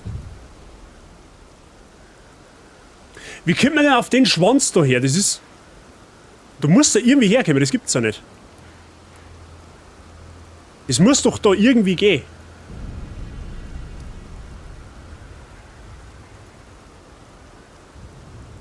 Muss ja dann von da irgendein Moment einmal.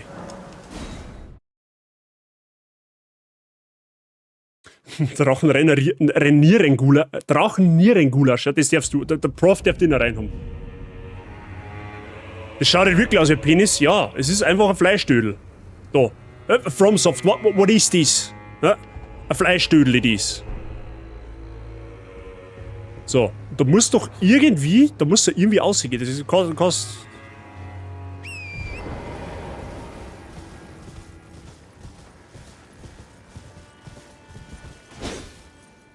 das schaut aber schon so verdächtig aus, da seht ihr das? Die wenn da, ne, das sind so, ich sag jetzt mal so halbwegs vernünftige Zirkelsteine und das da, das ist einfach nur ein hingeschissene Wand.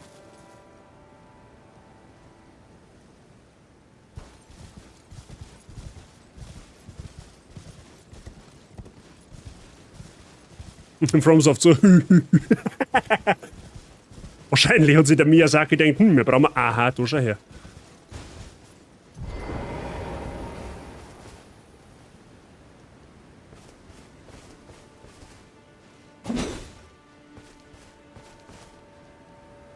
Schiebung.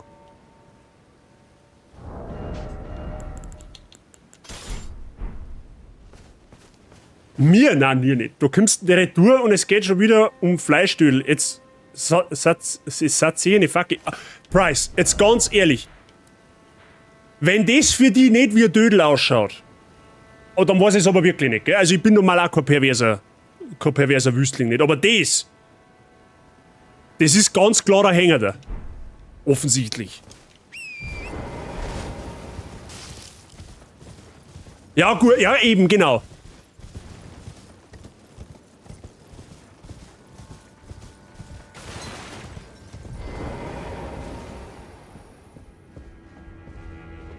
Oder geht's? Was haben wir da? Habt Erbarmen für die verstorbenen Schamanen. Das ist der Pumuckl gewesen, oder was?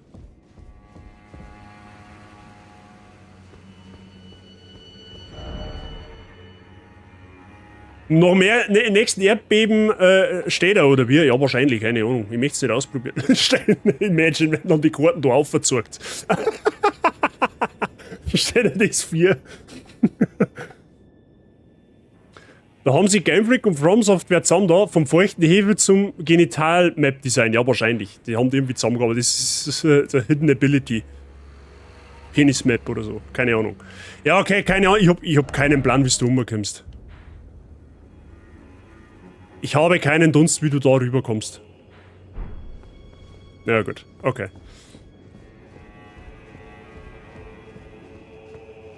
Der Zug ist schon lang. Ich muss den Schein wahren, das Price vergisst im Fall. Vergessen Sie dieses. So. Brenner der Sonne. Dann schauen wir uns jetzt tatsächlich in dem Void um. Weil was anderes fällt mir aktuell nicht ein. Da haben wir jetzt alles, da rund haben wir auch alles, da haben wir alles, da haben wir alles. Zu dem Zipfel kommen wir nicht hin, zumindest weiß ich nicht wie. Dann machen wir jetzt 1 düsterer Wald.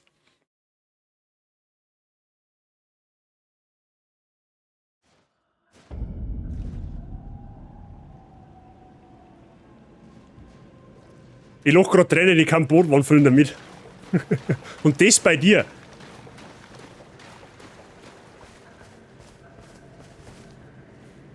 Vielleicht muss der Kisten öffnen, um da hinzukommen. Also ich habe mal gehört, vor ein paar Tagen, dass es wohl angeblich einen Bereich der Map oder einen Bereich in Elden Ring DLC geben soll, den du nur erreichen kannst, wenn du eine versteckte Mauer entdeckst. Weiß ich nicht, vielleicht ist das der Bereich, ich habe keine Ahnung. Aber da ich mich ja nicht spoilern lasse, habe ich mir dazu nichts angeschaut. Logischerweise, ne? Hallo, Ros?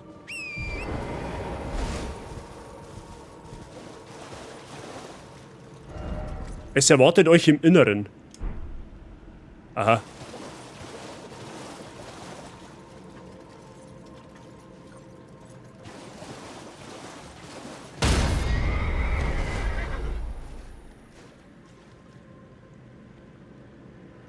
Hallo?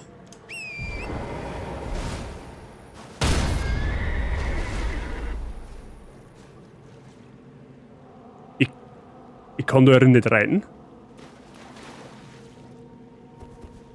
Are you serious? Ich kann da nicht reiten?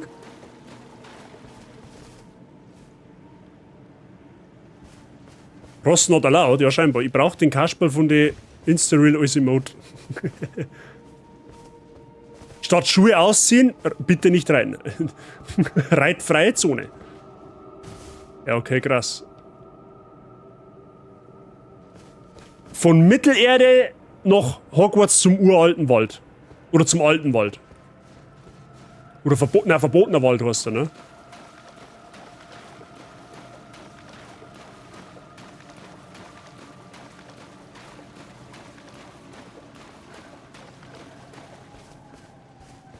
Schon spooky, ne?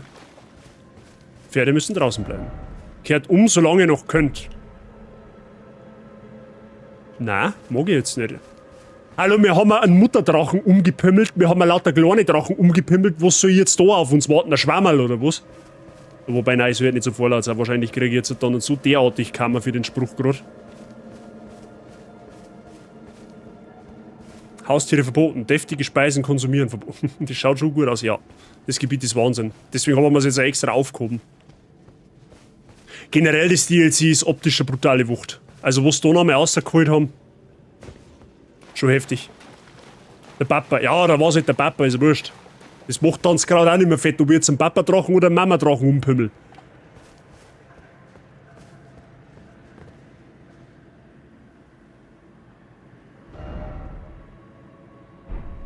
Da hinten war das Map-Fragment. Right? Dann gehen wir erst da lang. Ganz wichtige Frage, gibt es einen Spinnenboss? Mr. Prof, ich bin hier die falsche Anlaufstelle. Ich weiß es nicht. Ich habe keine Ahnung, ob es ein Spinnen... Es gibt Skorpione, die wo irgendwie wie Spinnen getarnt haben, keine Ahnung. Oder so eine Mischung aus Spinnen und Skorpione, das gibt es, haben wir schon gesehen. Aber ob es einen Spinnenboss gibt? Oh Gott, das dauert jetzt gerade noch, okay. So Kankra-like oder Aragog-like. Warum sehe ich eigentlich da die ganzen Nachrichten? Ich hab das eigentlich aus, oder? Es darf euch nicht sehen. Wenn ihr gesehen wurde, gibt es keinen drin. Man kann es nicht einmal berühren. Okay, was für zweifelhafte Andeutung dieser, was auch immer das wieder bedeuten soll. Dann möchten wir den Ort der Gnade, damit nichts passiert. Nein, der Papa wartet noch auf mich. Ja, bitte nicht.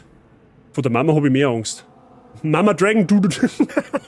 Spreng ich auf die.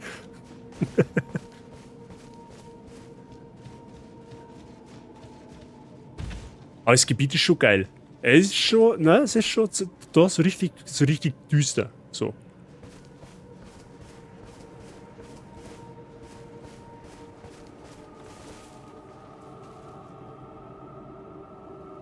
Okay, irgendeine Augen brennen. Warum brennen euch eine Augen?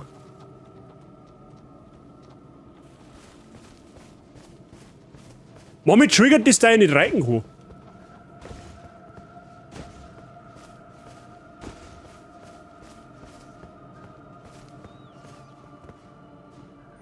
Und irgendwie laufen da gerade auch noch keine Gegner umeinander. Muss ich mir Sorgen machen?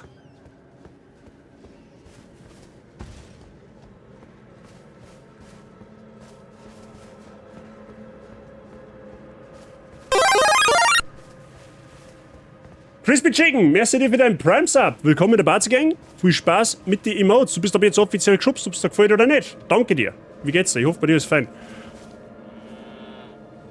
Das schaut aus wie der Welt wie in der Geisterwelt von Herr der Elemente. Habe ich leider nicht geschaut, tatsächlich. Mir erinnert es eher mehr so an den verbotenen Wald von Harry Potter, beziehungsweise an den Düsterwald von Herr der Ringe, beziehungsweise Hobbit. Die haben alle Angst, ja, scheinbar. Irgendwas stimmt mit denen nicht. Auf alle Fälle. Irgendwas hat's da. Okay, irgendwas ist gerade gnadenlos gestorben.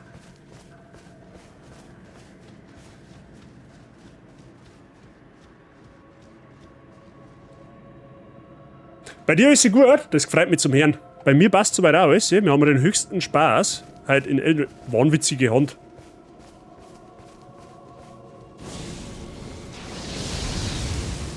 Ah ja, okay, jetzt klingelt einiges. You're gonna bleed, my friend.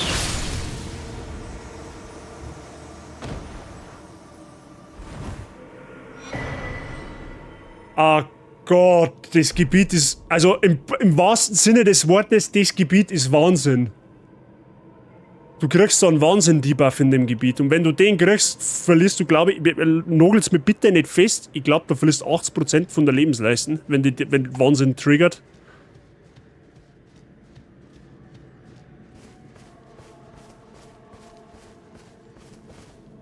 Wenn wir das Map-Fragment einmal haben, wird es natürlich deutlich leichter, weil dann können wir uns ein bisschen besser orientieren.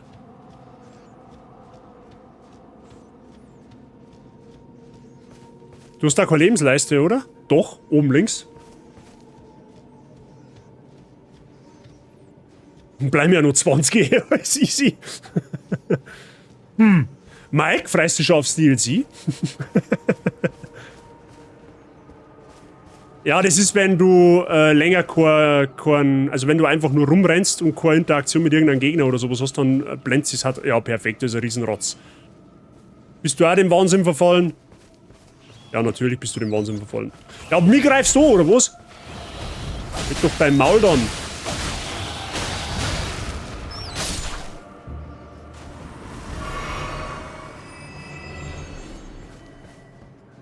Ja, natürlich. Sehr schön. Oh, da ist eine Kirche hinten, oder was?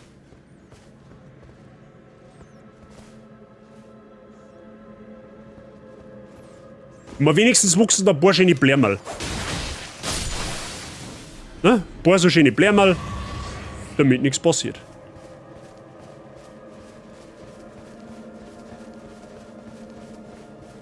Jetzt ist natürlich erstmal die Frage, wo müssen wir überhaupt hin? Ich hab keinen blassen Dunst, was wir da machen sollen.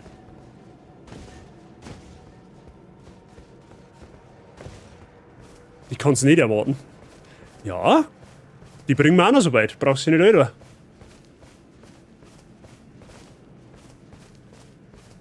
Und wenn ich selber in die Hände nehmen muss. Also ich weiß nicht, ob Sabi schon wieder was hört. Falls ja, Sabi, ich entschuldige mich im Namen der ganzen Basi-Gang. Ich habe heute zwanghaft ein paar Drachen töten müssen. Ich hoffe, du nimmst mir's nicht für übel. Aber das hat leider nicht geholfen. Mein innerer Elden Ring Monk war leider stärker als das Mitgefühl für Drachen. Ich hoffe, du hast mich trotzdem noch lieb.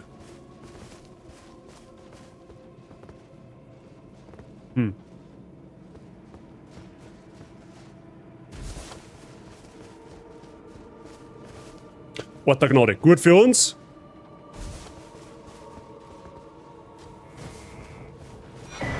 Karte Abgrund. Respekt.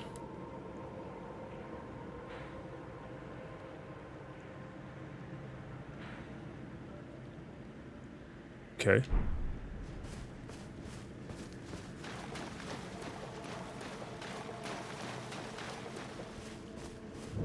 Verlassene Kirche. Ach nee. Als ob der ganze Wald nicht verlassen war. Sie waren aber nicht pink, lila, hatten keinen Marschall und keinen Kopf in der Hand, ja. So können wir das festhalten.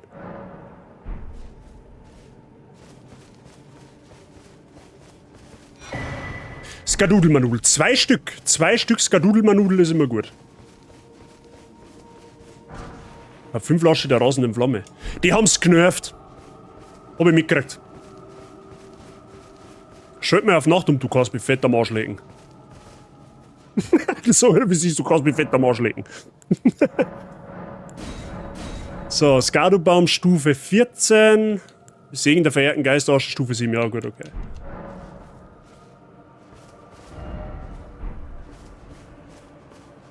Vielleicht ist da mehr los. Nein, das mag ich nicht. Ich mag auch gar nicht, dass mehr los ist. Es ist eigentlich so ein Waldspaziergang, Mutterseelen alleine. Mit ein paar gestörte Schafal, die wo man nichts tun, ist doch eigentlich ganz fein. Man muss doch nicht schlafende Hunde wecken. Obwohl mir jetzt die Gors auch schon angreift.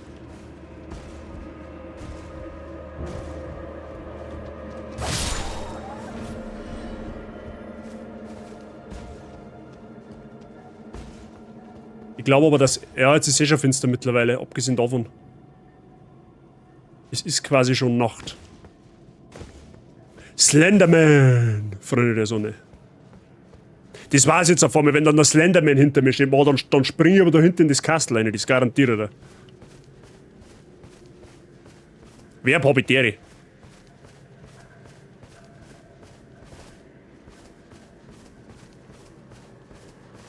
So quasi nach dem Motto, nachts ist kälter als draußen, oder was?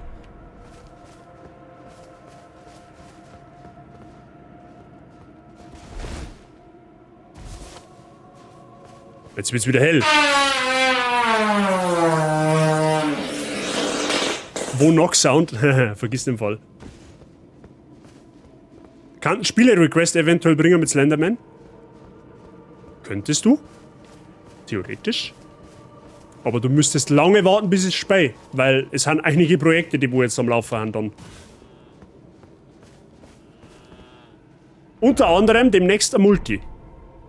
Ich möchte aber noch nicht zu viel verraten. Gut, ein paar von euch werden es wahrscheinlich eh schon wissen, aber ich will die Katze noch nicht komplett aus dem Sack lassen. Da oben gibt es auf alle Fälle, ich hab's genau erlaubt. Mann, mit dem ich mag reiten.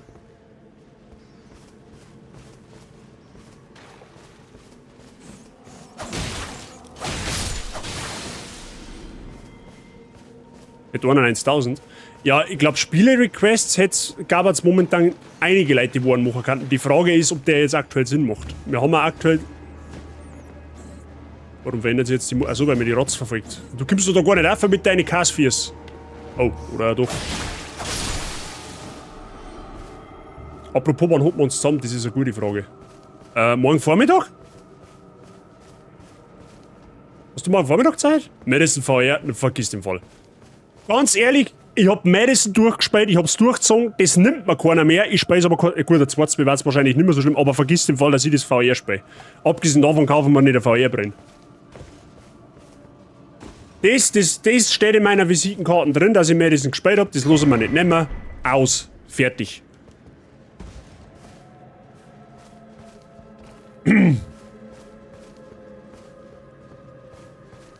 Ja, sieh mir das im VR. Was mir du jetzt ernsthaft einen Schoß ins Gesicht drückt. Wahnsinn. Die Schaufalle von heute und da keinen Anstand mehr.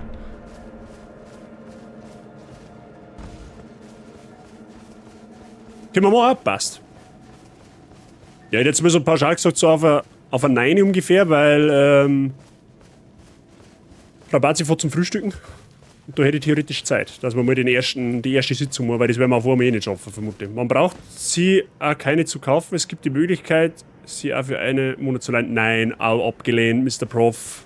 Gehen Sie in die Ecke, machen Sie ein frommes Gesicht und seien Sie still.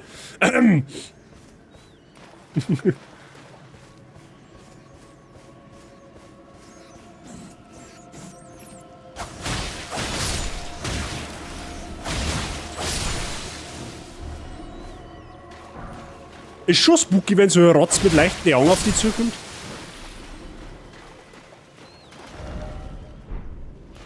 Trotzdem triggert mich das hart, dass ich nicht reiten kann.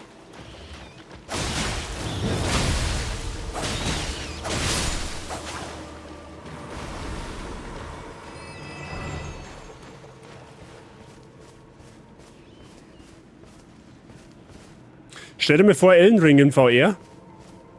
Das war brutal.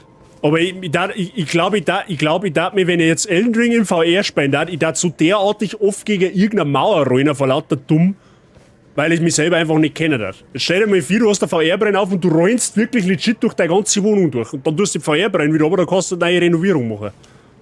Kannst du gleich wieder 200.000 Euro aufnehmen, weil komplett Schaden.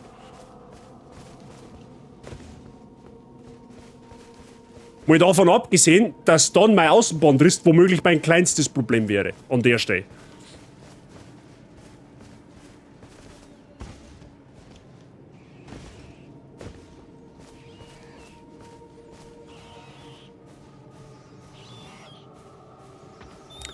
Der Druck ist Hirn bei den Arsch aus, das sagt die... Oh, oder auch nicht.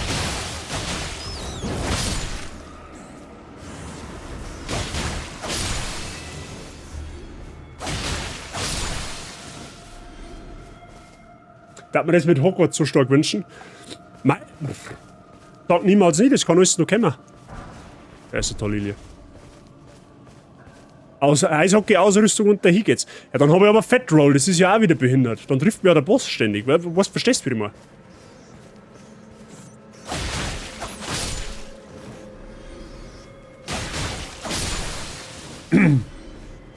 Wo mir davon abgesehen, dass er insane ist, wie viel Leute aus der Community auf Elden Ring aufgesprungen haben.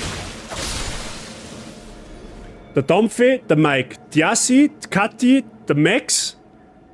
Meine Wenigkeit gut, aber ich sehe nicht.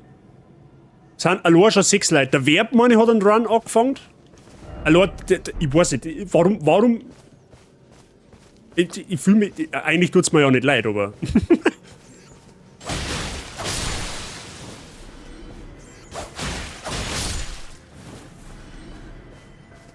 Influencer Bazi. Sponsoring wo? From Software. Stell dir mal das vor, du bist von FromSoft gesponsert, dann hast du Twitch durchgespielt, glaube ich. Aber ich weiß halt keinen Meter, wo ich hin muss. Ich renne einfach sinnlos in der Gegend dumm.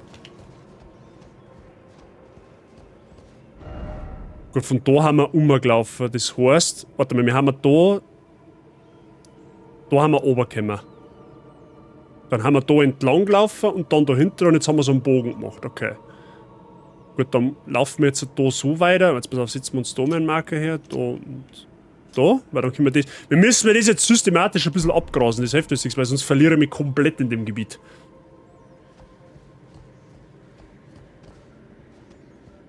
Mei, aber gut, Spielverdienst dann aber auch, ja. Also Elden Ring ist schon next level gut.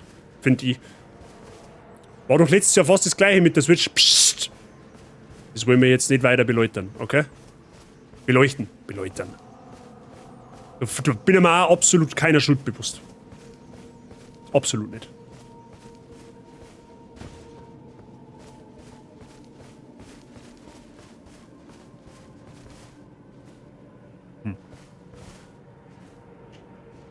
Ah, was ist das da hinten? Werden wir rausfinden.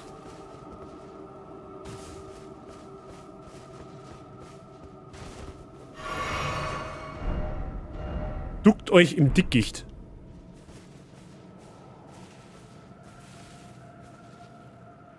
Ach, halt's Maul, weißt du, was das für Viecher sind? Das sind die gleichen Arschlochkrampen wie in Bloodborne. Da gibt's auch so eine wahnsinnigen Dinger, die was du eigentlich nicht angreifen kannst, weil du vorher stirbst.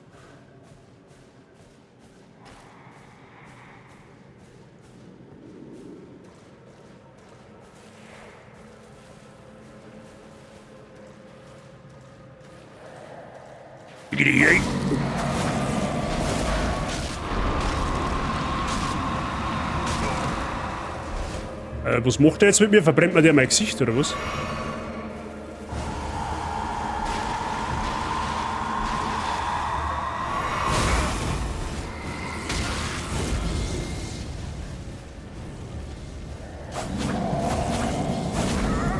Hä, kann man den angreifen, oder was?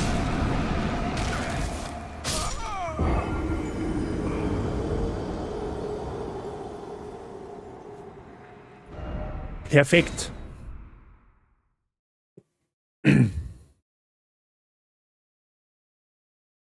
Okay.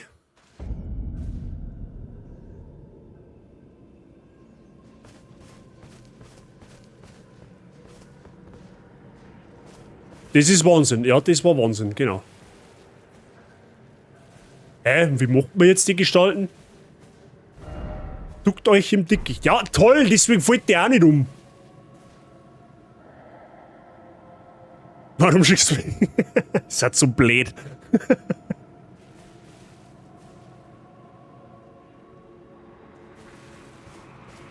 Aber... Wie, der sägt mir, oder was?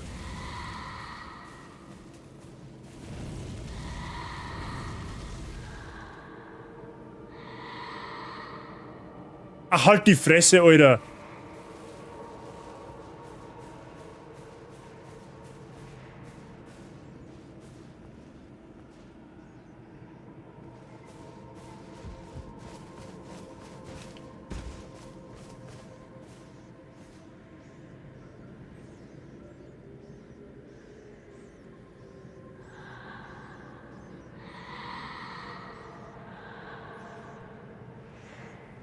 Aber schöne Hirnbieren hat er, das muss man ihm lassen, gell?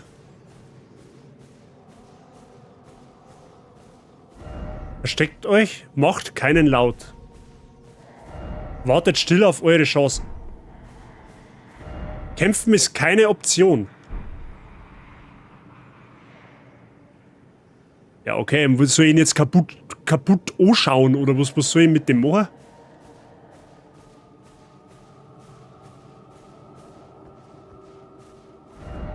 Duckt euch im Dickicht. Konflikte löst man mit Worten. Du blöde Hirnbirne, da rennt ein Schlechte. Das hat nicht geholfen. Strenge, das war kein guter Tipp. So eine gescheite Hirnbirne ist schon gut wert, ja. Vor allem, wenn du andere damit im Wahnsinn treiben kannst damit.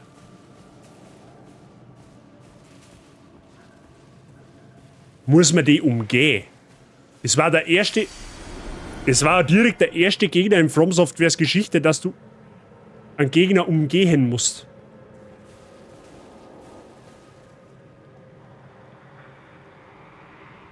Er sagt, da kämpfen ist keine Option.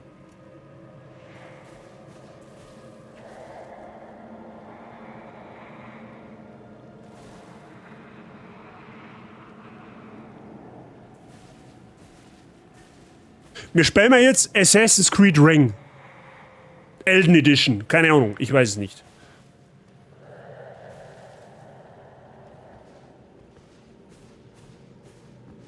Lass mich mal fett am Arsch lecken, du mit deiner Birnen. Du weißt ja nie, was du zwei hast. Vielleicht ist es aber bloß eine Trollnachricht. Glaube ich nicht, weil wie ein Angriff hat der nicht mehr Damage kassiert. Ach Gott, da läuft der Name so einer. Ja, okay, jetzt weiß ich, was da gespielt wird, da erinnert. Reppi, guten Morgen. Assassin's Ring. Assassin's Ring. Oder Elden Creed. Warum macht man mir nicht einfach ein eigenes Entwicklerstudio auf?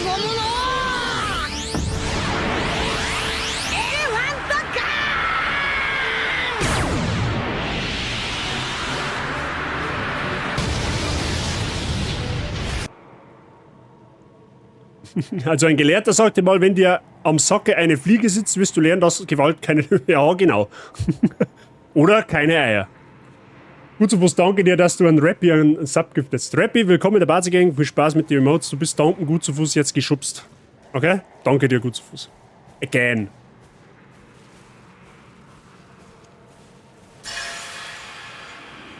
Die sind fallen, halt's Maul! Ich hab gedacht, das ist Loot.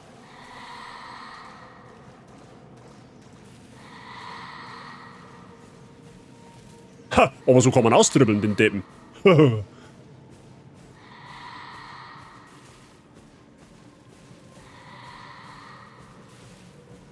Der hört sich ab, wenn der irgendein Rachenproblem hätte. Ich glaube, das sind Kettenraucher, wenn du mich fragst. Reppi, ist gut bei dir. Kann jetzt wieder normal laufen? Dankeschön. So, wir sind da hier. Mike, merci fürs Dosen, auch an dich, Wifi. Ich wünsche dir ganz viel Spaß beim Sommerfest. Ich vermute mal, dass wir... Boah, leck, wie soll ich denn da umkommen? Ich vermute mal, dass wir eh nicht mehr allzu lang machen, weil ich dann auch relativ schnell weg muss. Weil wir noch einkaufen von dann. Aber ganz, ganz viel Spaß beim Sommerfest. Lasst es grauen. Und einen guten Hunger eng. Oha. Sitz. Sitz, hab ich gesagt. Aua. Jetzt hat man auch eine Kreuzkreuze lesen. Runenbogen, okay.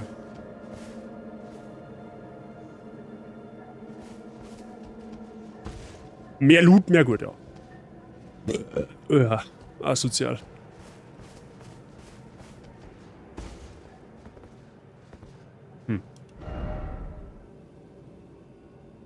Gut, rein theoretisch können wir aber auch dann von dort da oben. Das Ding ist, wo muss denn ich überhaupt hin? Ich verstehe die Frage überhaupt nicht. Ich weiß gar nicht, was ich da drin soll.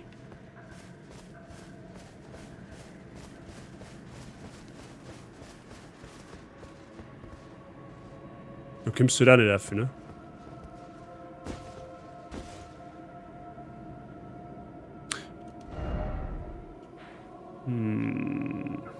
Auch irgendwie von da dann. Okay. Ja, ich bin dann auch wieder hier, ein schöner Stream noch. Mr. Price, auch an dich. Merci fürs Dosen. Ein schöner Samstag wünsche dir. Ich vermute mal, du wirst heute Moped fahren gehen. Falls ja, bleiben sie sitzen. Oh Gott, jetzt wird's neblig auch noch. Jetzt kann es auch nicht mehr schlimmer werden.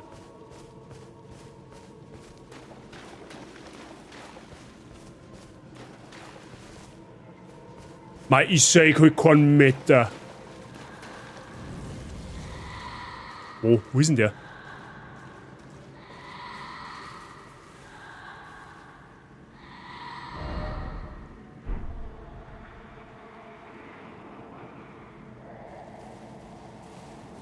Ah, da ist er.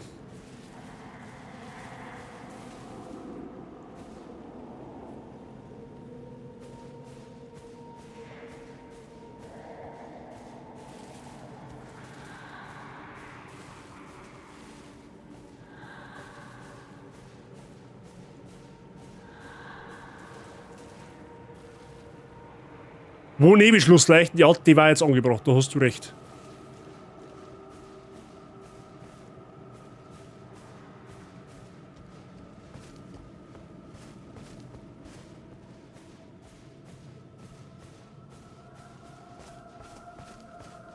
Aber das Gebiet ist schon geil, gell? Also das Gebiet ist schon... Es ist was anderes. Es ist ganz was anderes als sonst. Normalerweise... Ja, wenigstens sage ich jetzt wieder etwas.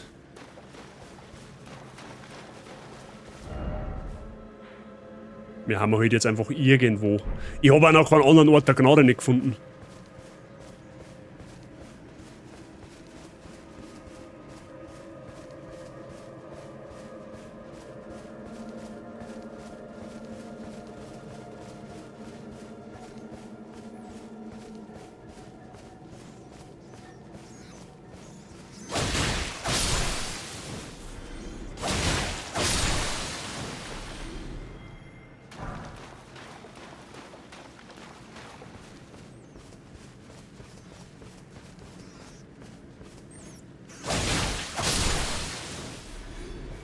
Okay.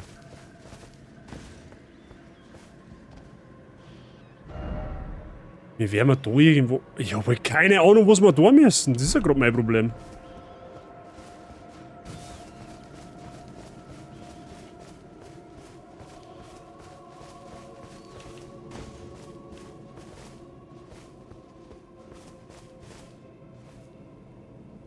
Da unten waren wir noch nicht, aber...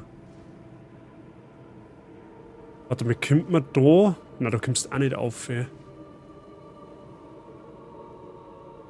Man kann da aber irgendwie umgehen, auf jeden Fall. Aber wie ist halt die Frage, ne?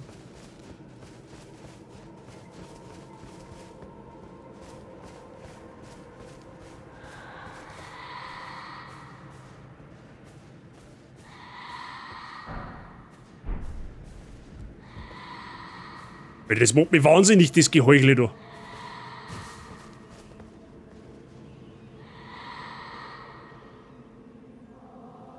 Mit der Hand des Wahnsinnigen hat das nichts zu tun, oder? Hand des Wahnsinnigen?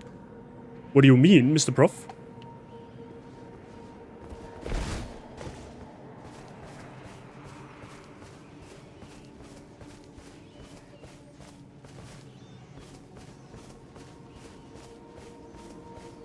Da hinten leicht irgendetwas.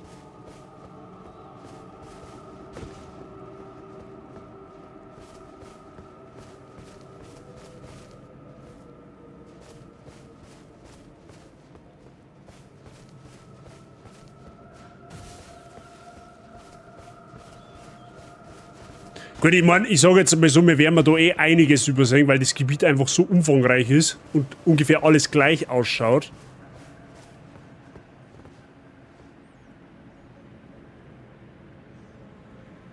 Da hinten kannst du vielleicht aufkommen. Ah, da schau her.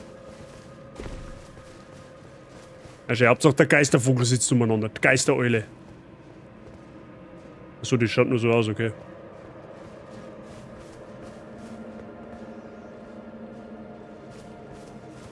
Das war der erste Gegner. Ah, so. Ja, ja, könnte sein, theoretisch.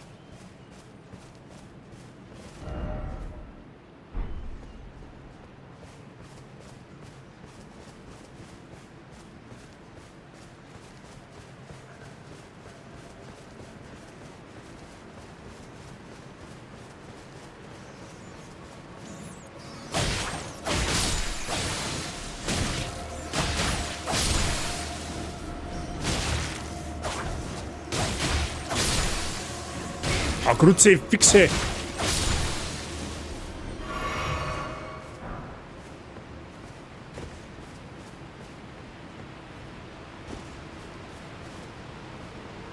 Aha, da hinten ist der Gnade, den holen wir uns gleich mal.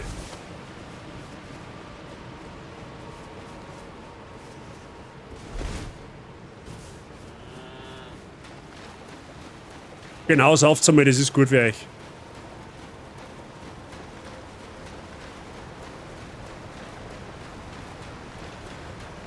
Ah, und da geht's nach oben, das ist auch interessant. Okay.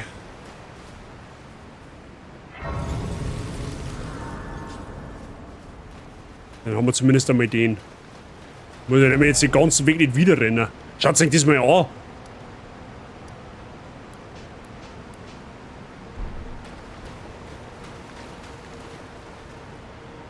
Da geht's dann nach hinten, oder? Da geht's dann da oben zu. Da wollte ich eh einmal noch einer schauen. Vielleicht ist da irgendetwas drin dann noch. Jetzt schauen wir erst einmal eins nach dem anderen. können wir quasi da auf und dann da. Ja, schauen wir einfach mal, dann sind wir schon. Irgendwas wird man schon finden.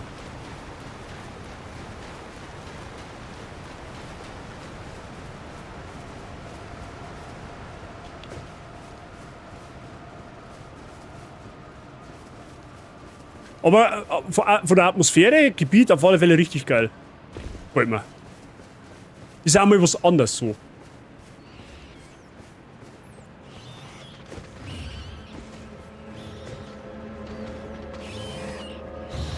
Ja, jetzt wenn ich halt da irgendwie aufgekannt, dann kann ich gegen die auch kämpfen, gell?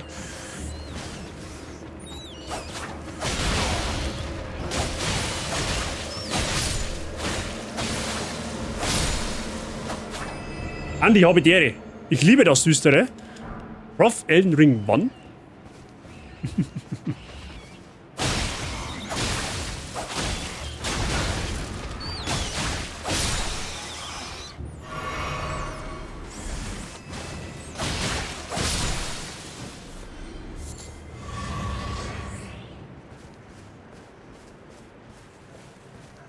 Ja, gehen wir erstmal da nach unten.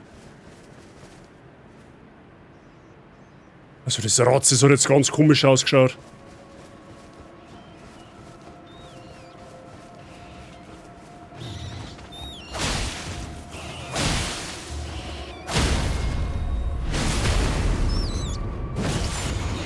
Ein Inschen. Wenn du Resident Evil Zero oder das Remaster spielst und in unter 3 Stunden schaffst. Ah, okay, also nie.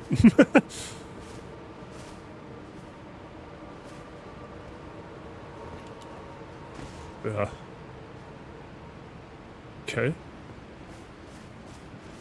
Sehe ich da eine Wette? Nope.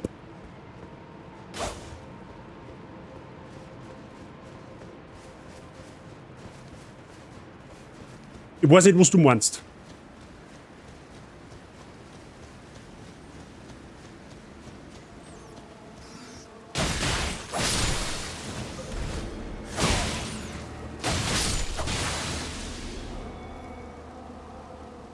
Boah, leck, jetzt hätte ich schon mal, da fliegt irgendetwas sein, weil da der Schatten so umgezogen ist.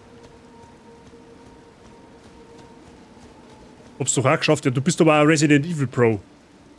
Das ist der kleine, aber feine Unterschied.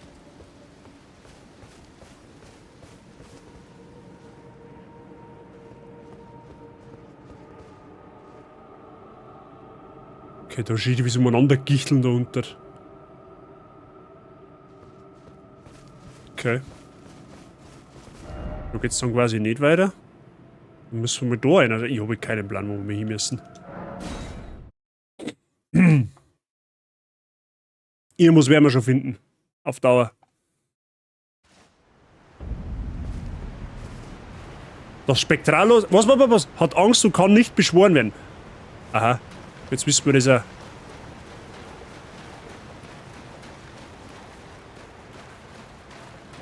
Dann schauen wir da noch mal auf.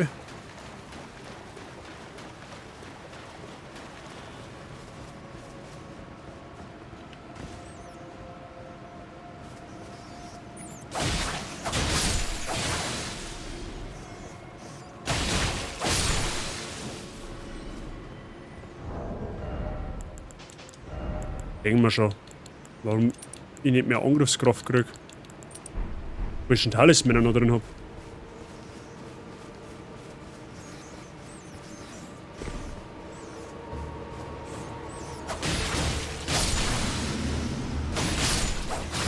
Gleich wird's leichter.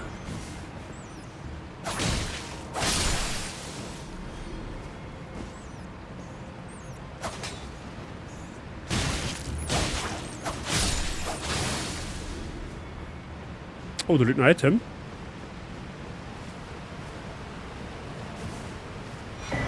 Handbuch des verrückten Handwerkers. Okay.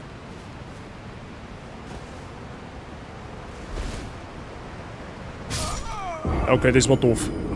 Hätte ich jetzt ehrlich gesagt nicht gedacht, dass ich da stirb, aber okay. Drunen haben noch nicht weit weg.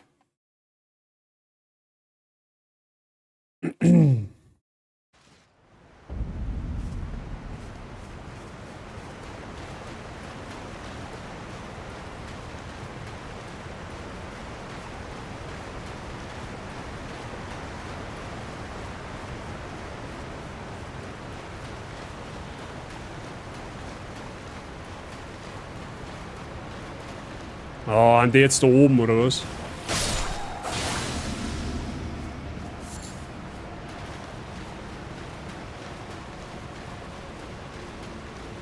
Ja gut, dann gehen wir nochmal rauf, was soll's. Da ist einmal mehr oder weniger dann auch schon wurscht.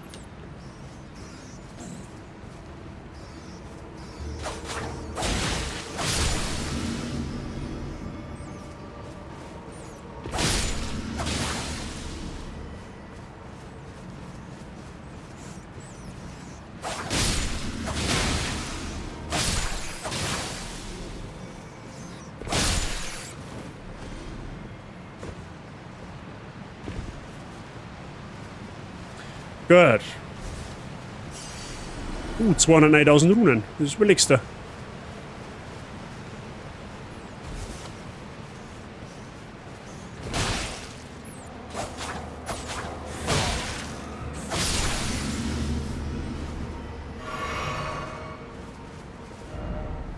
Gut, dann schaut sie mir, wenn wir da hinten irgendwo her müssen, oder? Müssen wir rausfinden.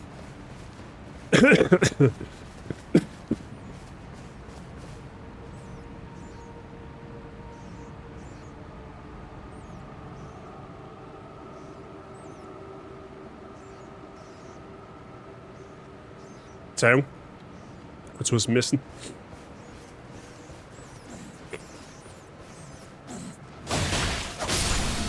Schnauze.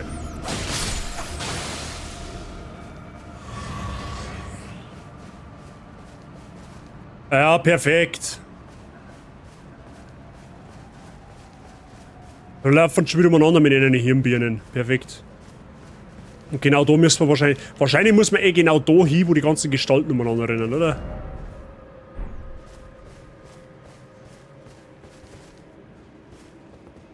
Ah, warte mal, es hat's andere, oder?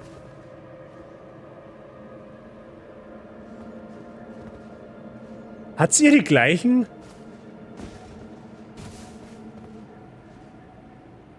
Haben die einen Runenbogen in der Hand, oder was?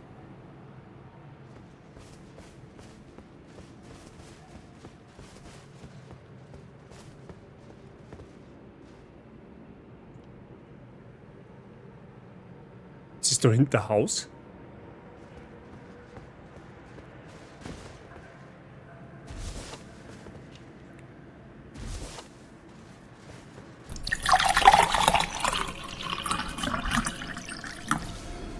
Wieder irgendwas gestanden. Kaiser Abedere.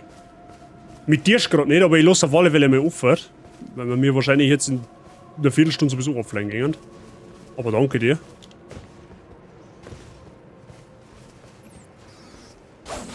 Es hüpft. Was macht der Haxen? Ja, wird schon wieder. Also. Sind quasi 2 von 3 Außenbandeln gerissen. Und ja, mei, weiß ich eh, muss von allein abheilen.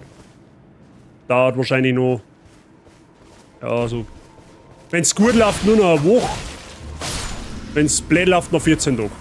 Aber. Was das sauberes Ei dran. Wie es jetzt aktuell ausschaut, weiß ich nicht, weil der Verband drüber ist, aber ich kann da noch gerne mal ein Foto schicken, da war ein ziemlicher Almel dran, ja. Eine schöne Kartoffel. Na, so geht's gut. Er liegt jetzt, ich habe ihn jetzt auf einen, also quasi unterm Tisch, der liegt jetzt quasi hoch. So. Und ja, mei, weißt du eh, Bänderverletzung.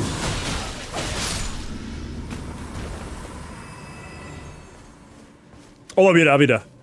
So, wie gesagt, wenn es gut läuft, eine Woche noch, dann kommen wir wieder in die Arbeit, wenn es blöd läuft, noch 14 Tage. Je nachdem. Okay, ich glaube, ich habe entdeckt, wo wir hin müssen. Ich glaube, wir müssen da hinten. Da ist nämlich ein Anwesen. Bei mir passt alles, nächste Woche endlich 17 Schicht. Yes, bist fertig eingelernt. Quasi.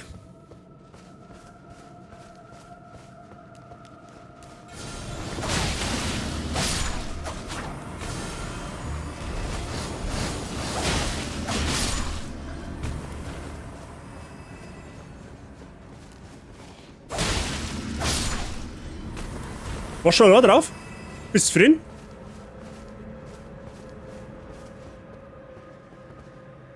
So, die Frage ist jetzt, wo ist da der Ort der Gnade?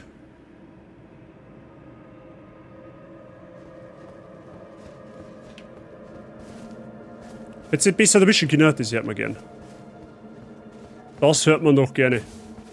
Und was für einen Rhythmus kommst du rein? Hast du dann... Ah, du hast da wochenweise dann, meine, oder?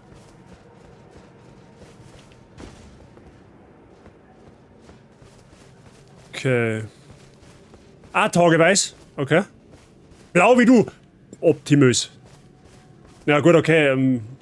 Für die wahrscheinlich nicht so optimös, aber... Dann sagen wir uns mir zumindest hier und da noch.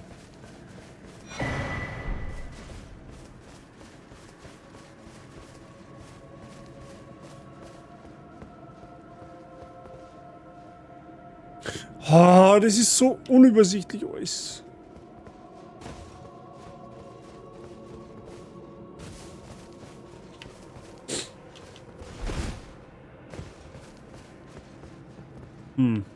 Da stirbe ich.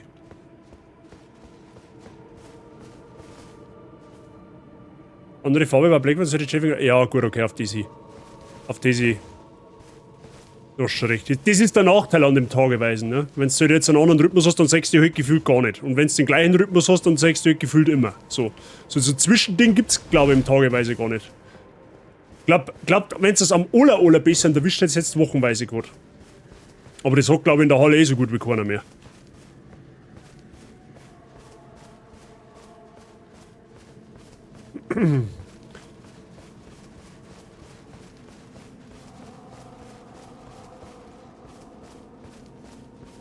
Ja, gibt's leider nicht.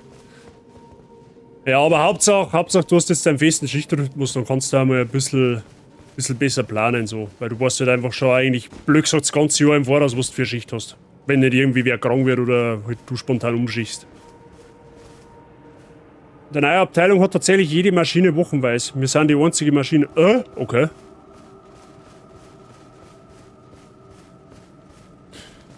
Also da ist so das Tage, wochenweise hat alles seine Vor- und Nachteile, gell? Tageweise ist halt einfach vom Schlafen her ein bisschen besser, finde ich. Weil du halt nicht eine ganze Woche Früh- oder eine ganze Woche Nachtschicht hast. Und dafür ist halt der Vorteil, dass du beim Wochenweisen Arbeiten viel besser in der Freischicht reingehen kannst, als wir beim Tageweisen. Ich wüsste halt aber jetzt auch nicht, was ich da tat, wenn es mir vor die Wahl steht. Ob ich tageweise 17 Schicht oder wochenweise 17 Schicht arbeiten mehr hat. Da aber wahrscheinlich eher tageweise nicht mehr. Vor allem, was halt auch richtig geil ist, du hast halt im Sommer nie 5 Tage Spätschicht. Also wenn es in der Halle mal 80 Grad hat gefühlt, dann muss es halt maximal 2 Tage aushalten. Oh fuck. Shit. Ja. Das ist halt maximal 2 Tage früh oder maximal 2 Tage spät, je nachdem. Das stimmt schon. Das stimmt schon. Oh Gott, jetzt kann ich den ganzen Weg da umrennen.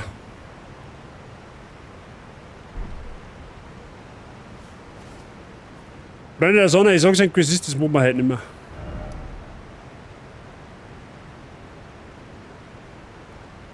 Da tun wir morgen weiter. Also ich vermute mal, dass da hinter der Boss ist oder sowas. Weil das ist so ein komisches Anwesen, keine Ahnung. Ich glaube, dass da in dem Gebiet ein Gebiet. Es ist wahrscheinlich auch komplett optional da, das Gebiet. Da ich jetzt aber fast vermuten. Also ich glaube nicht, dass man das Gebiet machen muss, aber wir nehmen es halt der Vollständigkeit halber natürlich mit.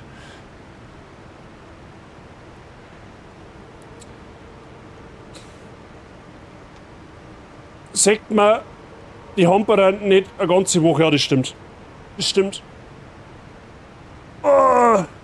Gut, für mich, ich bin jetzt eigentlich mehr oder weniger schon fast fein raus, weil wenn ich jetzt, angenommen, ich gehe jetzt nächste Woche in die Arbeit, habe ich 4 Tage, dann habe ich Freischicht. Und angenommen, ich gehe erst in 14 Tagen in die Arbeit, dann habe ich nur 3 Tage und dann ist Urlaub. Ja, herzlichen Glückwunsch. So, also ich muss halt von meinem Sprunggelenk da abhängen, wie lange das jetzt noch dauert. Aber naja, wird schon. Leute, da machen wir morgen weiter, okay? Da machen wir morgen Nachmittag weiter an der Stelle. Nachmittags um 15 Uhr circa. Kann vielleicht auf 15:30 Uhr werden, je nachdem.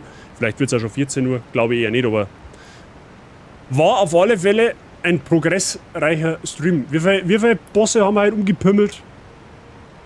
4? Wenn man alle Drachen mit einrechnet? Ich glaube, das geht sich hier, oder?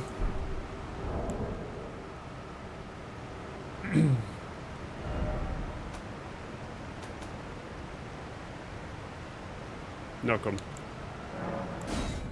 Gut. Allesamt 4 Drachen plus den riesigen, oder? Waren 5, wenn man nicht alles täuscht. War aber auf alle Fälle progressreich. Also ich hätte zwar nicht gedacht, dass wir das Drachengebiet heute schon komplett fertig machen. Das war tatsächlich eher sehr, sehr kurz. Aber dafür waren noch ein Haufen Kämpfe mit drin. Das muss man halt fairerweise auch dazu sagen. Ne? Muss mir Rasenmann. Kaiser, viel Spaß beim Rasenmann. Das habe ich Gott sei Dank noch da, bevor ich mir einen Haxen aufgehaxt habe. Und merci, dass du reingeschaut hast. Gib den Sprunggelenk Zeit, die es braucht. Das mache ich sowieso. Da tue ich mich eh nicht ab. Und wenn das Sprunggelenk in 6 Wochen immer noch nicht heile ist, dann hilft es halt auch nicht. Aber wie gesagt, ich habe ja die Bänderverletzung. Diese Verletzung habe ich schon 5-mal gehabt. Also ich weiß, was auf mich zukommt. Und in der Regel, es ist ja für mich jetzt so, ich gehe ja aktuell mittlerweile, wenn ich einen Tapeverband drauf habe, wo es ja jetzt immer noch der Fall ist. Hier. Der stabilisiert halt. Und mit diesem Tapeverband ist es mir mittlerweile möglich, ohne Krücken zu gehen. Seit 2 Tagen oder so. Es geht zwar nicht rund, also ich laufe, wie wenn man mich angeschossen hätte, das ist logisch. Und ohne Tapeverband geht halt das noch nicht. Zumindest ist es am... Wann haben wir einen Tapewechsel gekriegt? Am Donnerstag, am Mittwochabend. Ich habe am Mittwochabend meinen ersten Tape runtergenommen, habe ihn dann natürlich gewaschen an den Fuß. Und dann habe ich mal 1-2 Schritte ohne Tape versucht. Vergiss den Fall. Das geht nicht. Oder ist noch nicht gegangen. Das tut einfach weh. Und mit Tape geht es mittlerweile schon ohne Krücken. Das Problem ist, ich komme mit so einem Tapeverband nicht in den Sicherheitsschuh in der Arbeit. Also sprich, solange ich an diesen Tape gebunden bin, kann ich quasi nicht arbeiten, weil ich ohne Sicherheitsschuh nicht arbeiten darf. Das ist so ein bisschen die Krux dahinter. Die Krux, das Problem ist nicht die Verletzung per se. Die tut nach einer Woche ungefähr nicht mehr weh. Das Problem ist eben einfach, dass die oder den Aufwand, den du betreiben musst, dass es heilt, dass es sinnvoll heilt, dass mit der im Endeffekt daran hindert, dass ich in die Arbeit gehe. So, auf die Art. Also, ich weiß nicht, ob's versteht, was ich meine, aber lange Rede, kurzer Sinn, solange ich an den Tape gebunden bin, kann ich in keinen Sicherheitsschuhen. Solange ich das nicht kann, darf ich nicht arbeiten. Oder kann ich nicht arbeiten. Auch wenn ich jetzt vielleicht gern tat. So, also, ich hätte jetzt nicht unbedingt Bock auf so eine Verletzung gehabt. Mir war es auch lieber, ich wäre verletzungsfrei geblieben, aber das hilft halt manchmal nicht. Ne? Also, laufst du wie ein Zombie, das kannst du ungefähr so vorstellen, ja. Macht Zombie-Geräusche. Wenn ich jetzt einen TikTok-Account hätte, dann war das tatsächlich ein TikTok wert. Naja. Gut, Freunde der Sonne. Ich hoffe, es hat euch Spaß gemacht.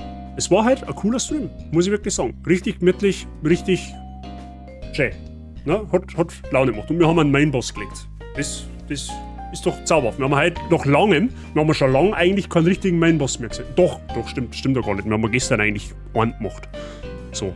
Aber da war's eh nicht, da war der Großteil war eh nicht da, weil der Stream halt sehr spontan war und zu einer Zeit, wo die meisten von euch halt noch in der Arbeit waren. Muss man fairerweise auch dazu sagen. Wer das halt allerdings noch nachschauen möchte, ich werde jetzt gleich die YouTube-VOD dazu veröffentlichen oder schaut es da auf Twitch auf meinem Kanal, das ist die VOD, die 1,5 Stunden dauert. Könnt ihr das Wesentliche nochmal nachträglich anschauen. Ja, wenn es euch interessiert. Da haben wir auch 3 Bosse gemacht, oder ich habe da 3 Bosse gemacht, die waren nicht ganz so dramatisch. Aber heute war mal wieder so ein richtig geiler Bosskampf. Also der Kampf gegen den Drachen, wie er geheißen, Bale, glaube ich, der war schon Sahne. Also der hat mir schon sehr, sehr gut gefallen. Ja. Jetzt werden wir uns dann morgen in dem Wald noch weiter umschauen. Und wenn wir da nichts finden, dann gehen wir in das Gebiet, wo wir eigentlich weiter müssen. Da waren wir noch gar nicht an und für sich. Aber das werden wir auch noch rauskriegen. Okay? Es sind nicht heute alle Mainbosse gewesen, weil alle am Weg waren. Nein, Mainbosse haben, also die Drachen haben keine Mainbosse nicht, das sind so, also Mini-Bosse, das sind einfach so Zwischenbosse, die wo halt einfach eine Leisten haben, das sind halt größere Gegner sozusagen, aber ein Mainboss ist eigentlich immer einer, der wo der Echo gibt. Oder der wo halt Story vorantreibt. Da habe ich gestern 2 gehabt. Glaube ich. Waren das 2? Nein, ich habe 3 gehabt. Gestern waren tatsächlich eigentlich 3 Mainbosse, aber es ist halt immer so die Frage, welcher davon ist storyrelevant, den du machen musst und welche davon optional. Der Drache halt und die 3 von gestern, glaube ich, waren alles optionale Bosse. Die hätte man nicht machen müssen, die kann man machen. Ich als Souls-Fanatiker mache es halt, wenn ich ihnen begegne. Aber so richtig krass Mainboss haben wir, glaube ich, erst den Löwen gehabt. Ganz am Anfang, der erste Boss, da wo ich verzweifelt bin. Relana war ein Mainboss. Der Messmer war ein Mainboss. Die du machen musst, damit du, glaube ich, im Storygeschehen weiterkommst. Also der Löwe, glaube ich, halt ist über kurz oder lang ein Mainboss gewesen, weil du musst ja später, glaube ich, halt auch wieder da auf, wieder, wo die Ranken davor haben. Von daher, gut, dann haben wir halt wahrscheinlich den letzten Boss vorm Endboss zuerst gemacht. Das war wahrscheinlich dann direkt die komplett verkehrte Herangehensweise. Aber gut, wie möchte man es denn auch wissen, wenn man es blind spielt, ne? Das ist halt die nächste Frage. Oder ein eigenes Areal. Ja, du hast eigentlich immer in einem Areal ein eigener Boss. Das stimmt schon. Aber es ist eigentlich immer die Frage, welcher von den Bosse ist optional und welchen Boss musst du halt machen. So. Wobei es halt in Elden Ring tatsächlich einige optionale Bosse gibt. Auch im Main Game. Gibt es viele Bosse, oder einige Bosse, die man eigentlich nicht machen muss. Aber wie gesagt, wenn du halt Elden Ring spielst, musst du halt das komplette Erlebnis mitnehmen. Das erklärt sich, glaube ich, von selber. So auch meine Wenigkeit. Das Einzige, was ich vielleicht tue, ist zum Schauen, wie man in den Bereich kommt, der wo ausschaut wie ein Dödel. Das ist das Einzige, was man vielleicht anschaut, wenn wir wirklich gar nicht drauf kommen. Weil das darf mich schon interessieren, weil da ist nämlich auch nochmal so eine Fingerschlucht, wie auch immer, da kann man wahrscheinlich auch nochmal interagieren, dann kannst du da mit dem NPC die Story weitertreiben. Mount Phalus, ja genau. Und ansonsten, aber jetzt, wie gesagt, schauen wir einfach, wenn wir morgen wieder on-stream haben, nachmittags irgendwann, schauen wir einfach morgen in den Wald weiter und dann sehen wir wie es läuft. Ja, ich vermute jetzt einfach mal, dass es auch in diesem Waldgebiet irgendeinen großen Bossgegner gibt, mit dem werden wir uns natürlich beschäftigen, das ist mir sowieso klar. Und dann lassen wir es auf uns zukommen. Ich habe keine Ahnung, wie weit wir mit dem DLC haben, ich habe keine Ahnung, wie viele Bosse das noch kommen, ich weiß basically eigentlich nichts. So, der Basi mag zum Dödel kommen. Ja, natürlich. Ich will wissen, wie man zum Dödel kommt. Genau. Das ist einmal Plan für die nächsten Tage. Oder für die nächsten Stunden. Sagen wir es mal so, okay? Jetzt muss ich mal schnell schauen. Ob es schon irgendjemanden gibt, zu dem ich einen Geschicker kann. Dürft mir gern einmal Vorschläge machen, wenn ihr mögt. Bei einem Yoshi habe ich schon zweimal geradet in letzter Zeit. Jetzt muss ich mal schon schauen, wer ist in der Kategorie online.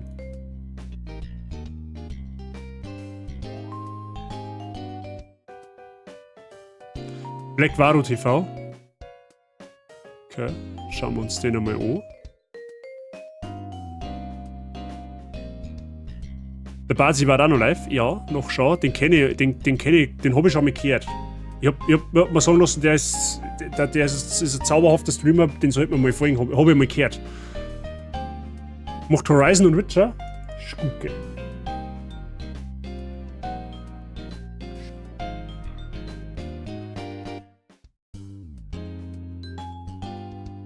Ja.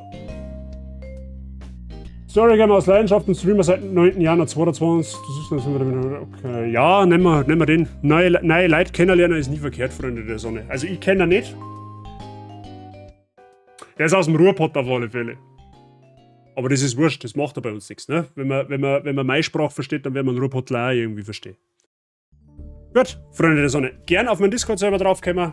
Da verpasst ihr keine Neuigkeiten, nicht was Streams etc. pp. angeht. Rec-Command haben wir auch noch. Kopiert es einfach. Lost Support bei dem lieben Black Varo da. Also wie gesagt, ich kenne ihn nicht. Aber wisst ihr sehr, ein kostenloses Following hat noch niemandem geschadet. Eben erst recht und Streamern nicht. Das hilft, dass die Community weiter wachsen kann. In diesem Sinne, ja, sagt dem Varo gern, dass jetzt dann gleich die Bazi-Gang hier bei dem einfällt und den Laden übernimmt. Okay? Ich sag wie immer danke fürs Zuschauen, schön, dass ihr da wart. Ich hoffe, es hat euch Spaß gemacht. Ich habe Freude gehabt. Und danke für den ganzen Support halt wieder in Form von Resubs etc. pp. Und ja, ich wünsche euch einen schönen Samstag. Unternehmt ein bisschen was, genießt das schöne Wetter, je nachdem, wo ihr euch befindet. Und wir sehen uns dann aller Wahrscheinlichkeit morgen Nachmittag wieder, okay? An gleicher Stelle, am gleichen Ort mit Elden Ring. Okay? In diesem Sinne, Leute, hat's euch eine. Bis morgen. Pfiat euch.